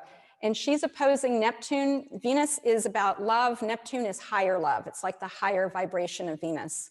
So Venus opposing Neptune brings our deepest, most romantic and idealized kinds of feelings to the surface, and Also, because we're in that revelatory energy at the same time, lets us know a little bit more into what is real and what is fake. We have a lot of illusion that's been at work this year too. And people's views are skewed by that. But this is a weekend in particular, and going forward into the rest of October, where we can have more clarity about what is real and what is an illusion. And most of all, that Venus opposing Neptune says compassion for yourself, compassion for others, belief in your higher goals, your higher dreams, what your heart yearns for, belief in that, support for that. Now, there's another thing that I need to speak about, which is I talked a little bit about Saturn and Pluto and how kind of life-changing that energy is. To have that this year. We also have Jupiter joining Pluto 3 times this year. So we have already had that happen in April, was the first time they met. And Jupiter enlarges things. It's the planet of growth, expansion, opportunity. It met with Pluto at a point where Pluto is taking things down. It's kind of in that involution, where things have to be dissolved before the evolution can happen. So some astrologers feel that Jupiter and Pluto have had a lot to do with the pandemic, have been a signature of the pandemic, that rapid, huge growth all throughout the world of something that was so life and death that no one can not pay attention. First time was the first week of April. Second time was the end of June.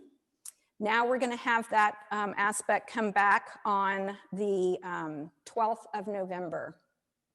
So there's a couple of things one could say about that. One would be that maybe because the third time of an aspect, a lot of times it gets resolved. So maybe from that point on, we start to come to grips. Maybe there's a vaccine, maybe there's better treatment, maybe there's better policies on how to live during this time and not be subject to kind of the panicky feeling of what we've been subject to this past year.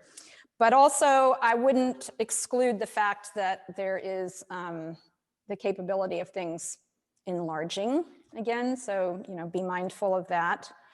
After that point, Jupiter moves forward and goes on into Aquarius. So again, that breath of fresh air.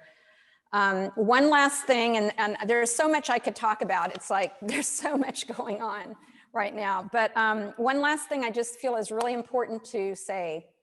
The United States in particular is having its Pluto return, the first one that it's had as a country.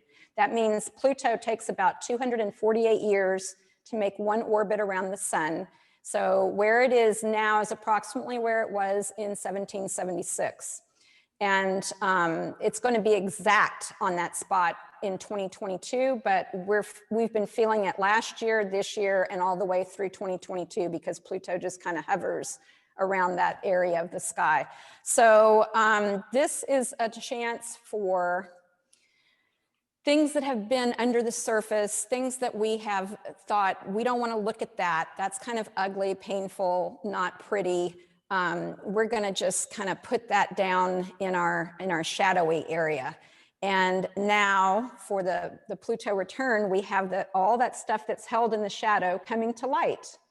And this is so much to do with the surge that we have now in focusing again on racism, sexism, classism, unequal balance of power and money, because that's so different than our goal, our aspiration as a country was to create equality and fairness and justice for all. So it's actually, even though it's painful and uncomfortable to look at, it's actually a very positive thing that we're having that Pluto return to bring these things into the light so that they're not eroding our soul as a country. And, some countries have had 3 or more, multiple Pluto returns. So it doesn't mean the end of a country. It just means there's a upgrade in consciousness that comes from bringing that shadow material to consciousness so that we can work with it, so that we can heal it, so that we can integrate it and understand it.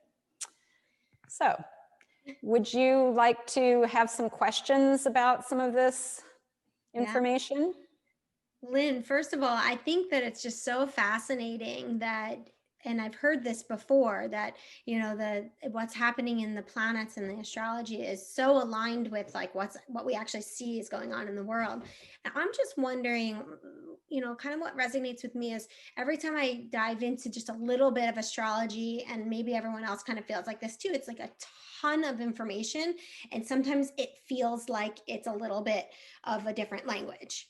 Yes. How would you say that people can like simplify the information or get or understand like and how it's applied to what's happening in their everyday life? Are there certain resources that you sort of lean towards for super beginners that are curious as to like what you're sharing now, but just like on a regular basis? Well, I say start with the moon. Because the moon goes through every sign every 29 days. You can start to get a sense of the energy of the signs just from even that observation. Get your own chart read, because then it's going to become a lot more real to you of what all this means. And particularly, for example, where in your chart is Saturn, Jupiter, and Pluto right now? That's churning up a whole ton of important commitment and understanding for you as a person where that is in your chart. Also, let's see, Empowerment Unlimited, Kathy Beal, you can find that on the net. She does a weekly podcast. I really love her synopsis of the week. Another one that I love, April Kent Elliott, she has Big Sky Astrology. She does a weekly both podcast and also written information if you want to follow that. I actually write a daily blog about where the moon is and what's happening with the sky and the planets. AbundantHeartCircle.com and that's on Facebook too, AbundantHeartCircle.com. And one other thing, there's a wonderful magazine that's available to everyone. You can get it on your newsstand. It's called, or you can look at it online, Mountain Astrologer. Excellent magazine, both for beginners and seasoned professionals. And there's a whole segment in the back of what's going on day by day and the charts of the current lunations. Oh, and we're going to have 2 full moons this month on top of everything. We had a full moon on the 1st of October. We're going to have a blue moon, really intense, lovely full moon on Halloween on October 31st. Wow. So, yeah, this is a great time to get involved in researching some astrology for your life because there's so much going on to look at. Lori. What sign is Mercury retrograde in for this one? So it's in Scorpio, and it's going to be going back into Libra by the time election time is around, a little before that. It's going to be exactly opposite of Mars a lot of that time. So it's just really heating up so many things. It's not a calm election, as you know. I'm sure you're aware of that. Okay, so it's in Scorpio. So what does that, I know it's more intense. Mercury retrograde is more intense for Scorpions. What is this particular Mercury retrograde? What is some bullet points of what that means that it's in Scorpio? So excellent question. You know, all Mercury retrogrades help us to find things that we've lost, people, things, understand things that we couldn't before, have information revealed. But in Scorpio, this goes double. It's really a time to do research, to remember things that are important to you, remember maybe even experiences. This is a great time to have a past life regression and even remember into that far in the past. Mercury in retrograde is about looking under the surface. It's like the cosmic detective. So if you have anyone that you have lost track of in your life, this is a great time, and you want to connect with them, this is a great time to reach out and do that. If you have anything that you're wanting to study or go in depth with, this is a great time to initiate that during this Mercury retrograde period in Scorpio. Thank you. Julia, I have a question. Okay. It's more, I find this all very fascinating. I've never really got into astrology, but I do follow the moon. So there you go. But I just recently, last week, signed a lease for a new house. I move on the very next new moon, which to me is fascinating. And I'm just wondering, like, can you go into that a little bit about moving during this time? So you're not actually moving until around the 14th? Yeah, I move. Yeah, I take possession on the 15th. So The good news is that Mercury will be direct then. So that's a good thing. And it okay. sounds like you probably signed your lease before the 13th of October, or?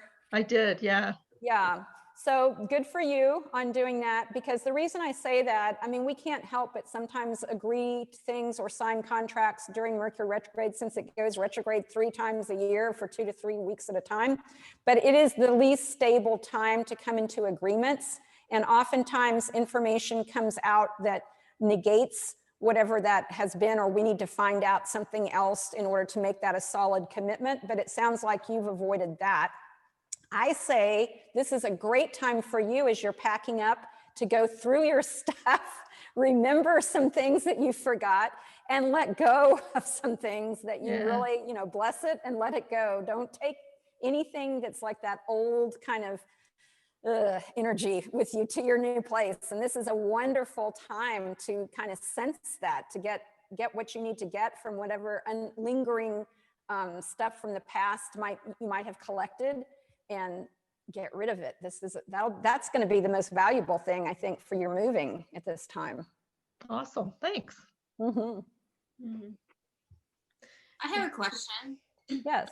Hi, Jody. Hi. I'm not sure if this is too remedial of a question, because this is all new to me, but I'm wondering if you can help those of us that have never been really exposed to these energies to get like a basic sense of how or what energies are actually, like you're saying, acting upon us, like some, like I said, very remedial framework to help put everything you're saying, which is very interesting, into perspective.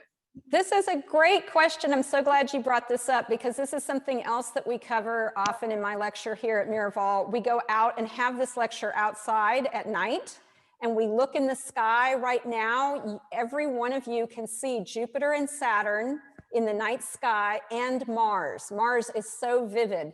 And from ancient times, this is how people all over the world became aware of the planets, of the stars, and connected with a personal meaning from that.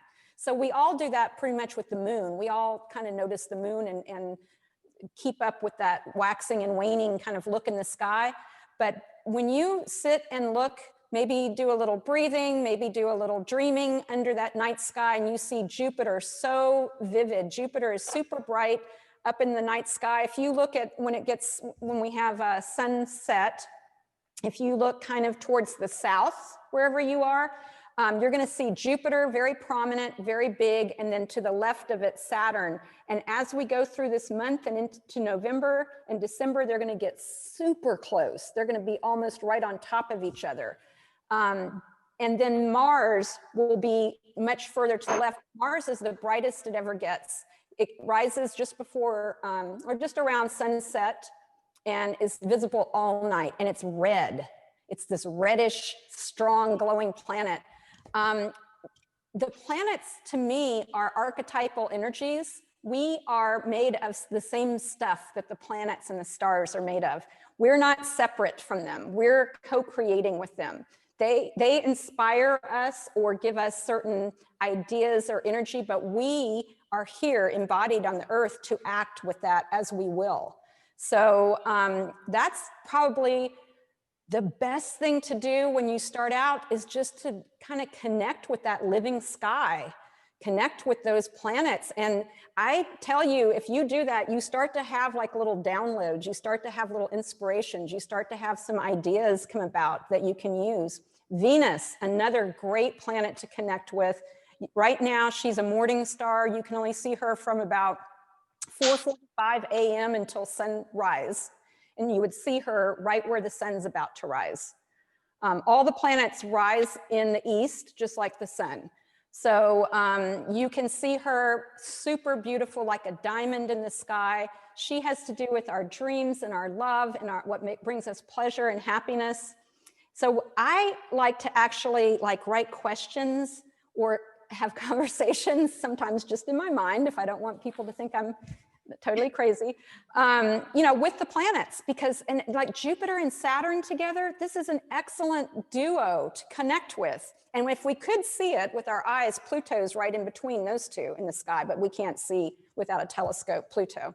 But Jupiter gives us this kind of inspiration, wisdom, growth, push, and it really helps to bring us opportunity. It's a planet of good fortune. And then Saturn, a good balance to that, because Saturn is realism and, you know, how to make things tangible, what responsible actions we have to take to actually manifest. So those two together, really a blessing for us to be able to connect with them every night in the sky and just tell them, you know, this is what's going on for me. This is what I'm wondering about. This is what I'm feeling led to do, and get some assistance, you know, get some support from those planets. They love to co-create with us because that's how they are realized, is through us.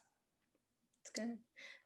Lynn, if you've had a birth chart reading before, but maybe like for me, maybe it was a year ago or even 2 years ago at this time, like, do you think that that's something that you can kind of lean on and even like listen in again, like listen to the recording and like see, or do you think that it's something that you can continue to get wisdom from? Yes, and your natal chart, which is based on your date, place, and time that you were born, that's for your whole life. That's a valid thing. And so you probably have a recording that has to do with deciphering that. So that's a wonderful thing to reconnect with. But the planets are constantly moving, as we're talking about. So they're aspecting different places in your natal chart. It's good to get updates at least once a year, so that you can say, okay, what of these patterns that I was born with, which of those are coming to fullness? Which of these are having challenge? Which of these are having flow? You know, it's really a lovely way to understand that chart, even as it's growing, as you're getting more perspective, as you're getting more experience in life. But because this is such a finding one's purpose and integrity and what's meaningful to us all kind of year, listening to that recording of your natal chart would be really helpful for that. Yeah. And do you do virtual readings for people? Do you connect with people in that way as well? I do, of course. Most of my time is here at Miraval, so I encourage you all to come here and visit with us. And we have a lot, I don't know, I'm sure y'all have gone into this. We have a lot of very safe practices here to make everybody feel very safe.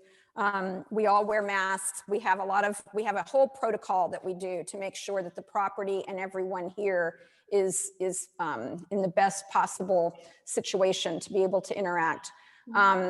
And we've had some really wonderful comments on that. So I encourage you to come here if you can.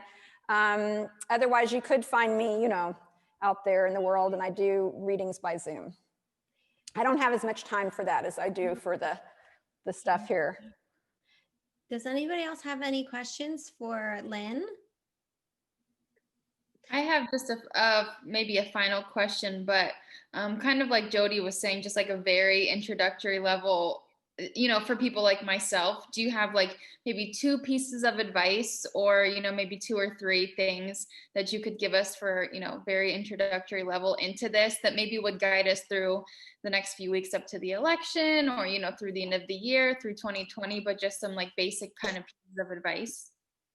I think no matter what sign you are, this is really a period to inquire deeper into yourself. What is most important for me to do at this time? And we're going to be led to take action. So we don't want to take action higgledy-piggledy. We want to have focus. We want to have intent. That's been a whole part of this year's message. And I think we're in October, November, the most purposeful part of the whole year. So as far as connecting that with astrology, I mean, you're probably not going to just all of a sudden like learn the entire practice of astrology out of the blue, but I do encourage connecting with an astrologer to get some personal guidance in your own chart. I mean, I do that for myself all the time. I don't even, it helps me to make sense of life, and it helps me to make sense of other people, and it helps to give me a perspective that I find very comforting and very uplifting. So that's what I would really encourage. But listening to what your own revelations, like make space to have some time to journal, to sit and breathe, to, if things keep coming into your mind or keep coming up synchronistically in your life, I mean, pay attention to those things right now, because this is not our casual run-of-the-mill kind of period. This is a period for revelation. So we're all like Cassandras, you know, we're all like receiving our personal revelations, and you don't have to know about astrology to do that. You can just be that container to receive those messages. So Michelle has a question. What if you don't know your time of birth? Can you still get a somewhat accurate reading? Yes, you oftentimes what we do, if somebody has absolutely no idea, they can't look on their birth certificate, they can't ask a family member, then we usually use sunrise for the time of birth, and we will at least know where all the planets are, what signs they're in, what relationship they have to one another. It's not as precise for prediction, but we can still work with that. Yes, I probably have, I don't know, 20% of the people that come to me don't know their time of birth. Nowadays, probably the last 20 years, in the United States at least, it's required to have that on your birth certificate, so in all the states. So if you can get a hold of your birth certificate, that's often the first. And that's a good investigatory thing to do while Mercury is retrograde. Start researching your time of birth if you don't know it. So can I ask another question based on that then? I was born in the UK, so I would take it that that's a significant piece of information you need as well? Oh, we always use the latitude and longitude of where you were born, yes, because we're creating a very specific map of the sky at the date, place, and time you were born, where you entered the world. So yes, you don't have to provide time changes or anything like that. The modern software for astrologers has all that built in, you know, you don't have to worry about that. But if you can find from your birth certificate or a parent or sibling, family member, that's always good to get that time of birth. Lynn, what would you say about for a child's reading? Is that kind of something interesting? I mean, I would love to see my son's chart. Yes, I do that all the time for people. It's so helpful because, you know, your child is not like this blank slate that came and you're going to fill it up. It's like your child is a blossoming soul that has its own history, its own awareness. So it's excellent. I will give you a really quick idea. When people are born, they're most like their moon sign all the way till about adolescence. The moon is very, very important in a child's chart. So even if you don't get the whole chart done by a professional, you can go on, there's lots of websites, even astro.com is one where you can put in anybody's date, place, and time of birth and get a chart, and it'll say moon in whatever, and then start to think about that child in the lens of that moon sign, and you'll understand a lot better what's going on for them. That makes sense. Lynn, I have one more question for you. Maybe, I don't know if anyone else does, but what is your personal, either like, do you have a personal like nighttime routine or morning time routine when you're still able to see or connect with the planets? Or do you have something that you recommend for people, like sort of as the way that we're ending the day or the way that we're starting the day as it relates to the planets?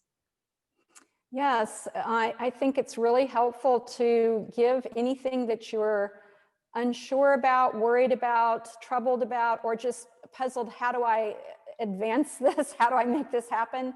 To kind of like offer that to the planet of your choice or a couple of planets to help with.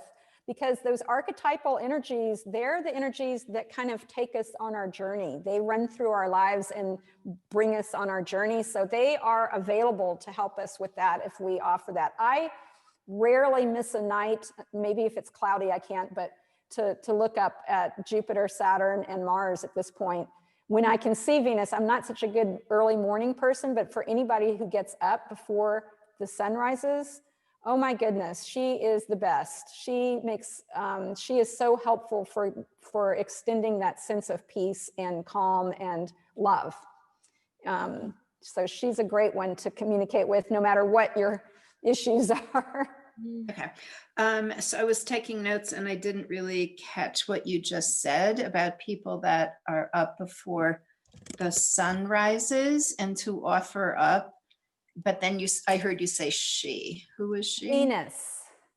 Oh, Venus? Right now, she's a morning star. So until the spring, she'll be visible. There's a period where she won't be visible, but for now, you can see her between like 4:45 in the morning and sunrise in the east, where the sun is going to come up. And so inspiring, and so such a loving influence. And you know, sometimes I write questions down before I go to bed and put them under my pillow, put them to the planets, or you could put it in the moon or the window where the night sky shines down, and see what comes, see what next day, sit with your pen, maybe do your yoga, your meditation, and sit with your journal and see what the planets answer back. You think that's not possible, just try it. Just try it a few times. You'd be surprised how vocal they are. Lynn, I have a question. I recently just got engaged on the 10th, on 10/10/2020. So I'm just wondering if you... How exciting. Congratulations. Thank you. If you could give any advice to us about, love or relationships, or, kind of what that looks like in the next couple months. So you got engaged, it looks like, when the moon was in Cancer, which is a very family-oriented sign, very fertile. And you did it before Mercury went retrograde, so well done. I'll tell my fiance. Well done. But one of the best things, this is what I just noticed for the 10th, one of the most amazing things is that Venus, which is the planet of love, was making a beautiful trine to Uranus in the sky that night, which is so much about, I would say to you, do your own thing where this marriage is concerned and this romance. Don't try and follow old patterns. Don't try and recreate anything from your family, his family, the past, whatever. Fresh start, fresh vision, fresh way to do your family and your marriage with that Venus trine Uranus blessing there. Thank you. I love that. I think that's just a great bit of advice for anyone getting married, I think, too. That sounds pretty awesome. Yeah. Does anyone have anything else before we start to wrap up? No? Okay, well, we're almost just about at time. So I wanted to thank Lynn for this amazing information. I think it is really super interesting. I will get together with you and compile a little bit of a follow-up that we can send to everyone with some of those resources, some things that you might want to dive into. Thank you, Hannah, for sharing the vision and the beauty of Miraval.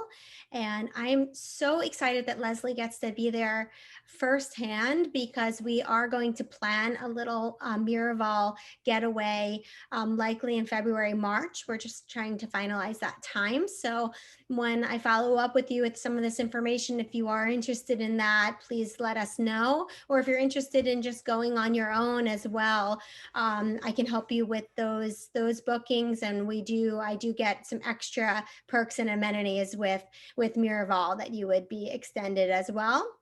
So with that all said, I'm super grateful for each and every one of you for joining us today. Thank you. Next weekend, I have another virtual retreat featuring Mendocino, California, and another really cool property out there. So if you'd like to tune in, it'll be at the same time. So thank you so much. Thank you, Leslie. Thank you, Hannah and Lynn. Is it okay if I say something? Yeah, more? please. Absolutely. Okay. So what I saw at Miraval at the Tucson location was all ages. I think you have to be 16 or 18 years old, maybe. It's 18. But when I was there once, a 90-year-old lady did the zip line. I've taken my daughter, I've taken my mother. People come to play, they come to heal, and also find themselves. So there are a lot of mother-daughter combos of all ages, and single women. Yeah. Some women come by themselves. I never saw a man there by himself. But it's a really, I don't know, it's really fabulous because there's a lot of older people. People bring their moms. I met a family where where his wife died, he brought his 2 adult daughters. And they come back to Miraval every year at the anniversary of his wife's death. It's been a very big bonding time. So you can go there for any reason at all. Healing, playing. Anyway, I just want to say that. I love that. And I love that, you know, of all ages, when you say a 90-year-old woman was it the zip line or the Zip line. Yeah. She did the zip line. I love that so much. Because it's really, I think the challenge courses are really pushing yourself, and it doesn't mean physically. It means emotionally. Yeah, I thought that was pretty terrific. I love what you just said, because a lot of what Miraval is the mental aspect, right? Even something like hatchet throwing, where, you know, you're not, everything ties back to being mindful and in the moment. And, you know, it's like thinking of your breath work and how you're releasing and focus. You know, I just love that every activity you do is just like what you said, is more, emotion kind of based, instead of just doing these activities through the motion. Right. Yeah, I think probably that's the point, because it's so much about mindfulness and being present. So it's not competitive, not being better than anybody. It's being yourself, finding yourself. Exactly. And that's different. You know, we recognize every person is different. So like what you just said, you know, when I did one of our quantum leap at this outdoor activity, kind of like what you were talking about, Dawn, with like the waterfall jump, you know, you climb up this like 35, maybe 40-foot telephone pole and you jump off. And, you know, not everyone makes it to the top, not everyone jumps off, but everyone still wins. You showed up and you participated. It doesn't matter if you get to the second rung or if you complete to the top and jump off. You know, like you just said, it's, you know, every person's individual. So even just showing up is enough for some, you know, for what Miraval is all about. So Yeah, I love that. There's definitely something for everyone. I mean, I counted just before, I think it was 56 classes today, and that's not even counting the hiking or probably just like the, you know, self-exploratory things that you can do on your own.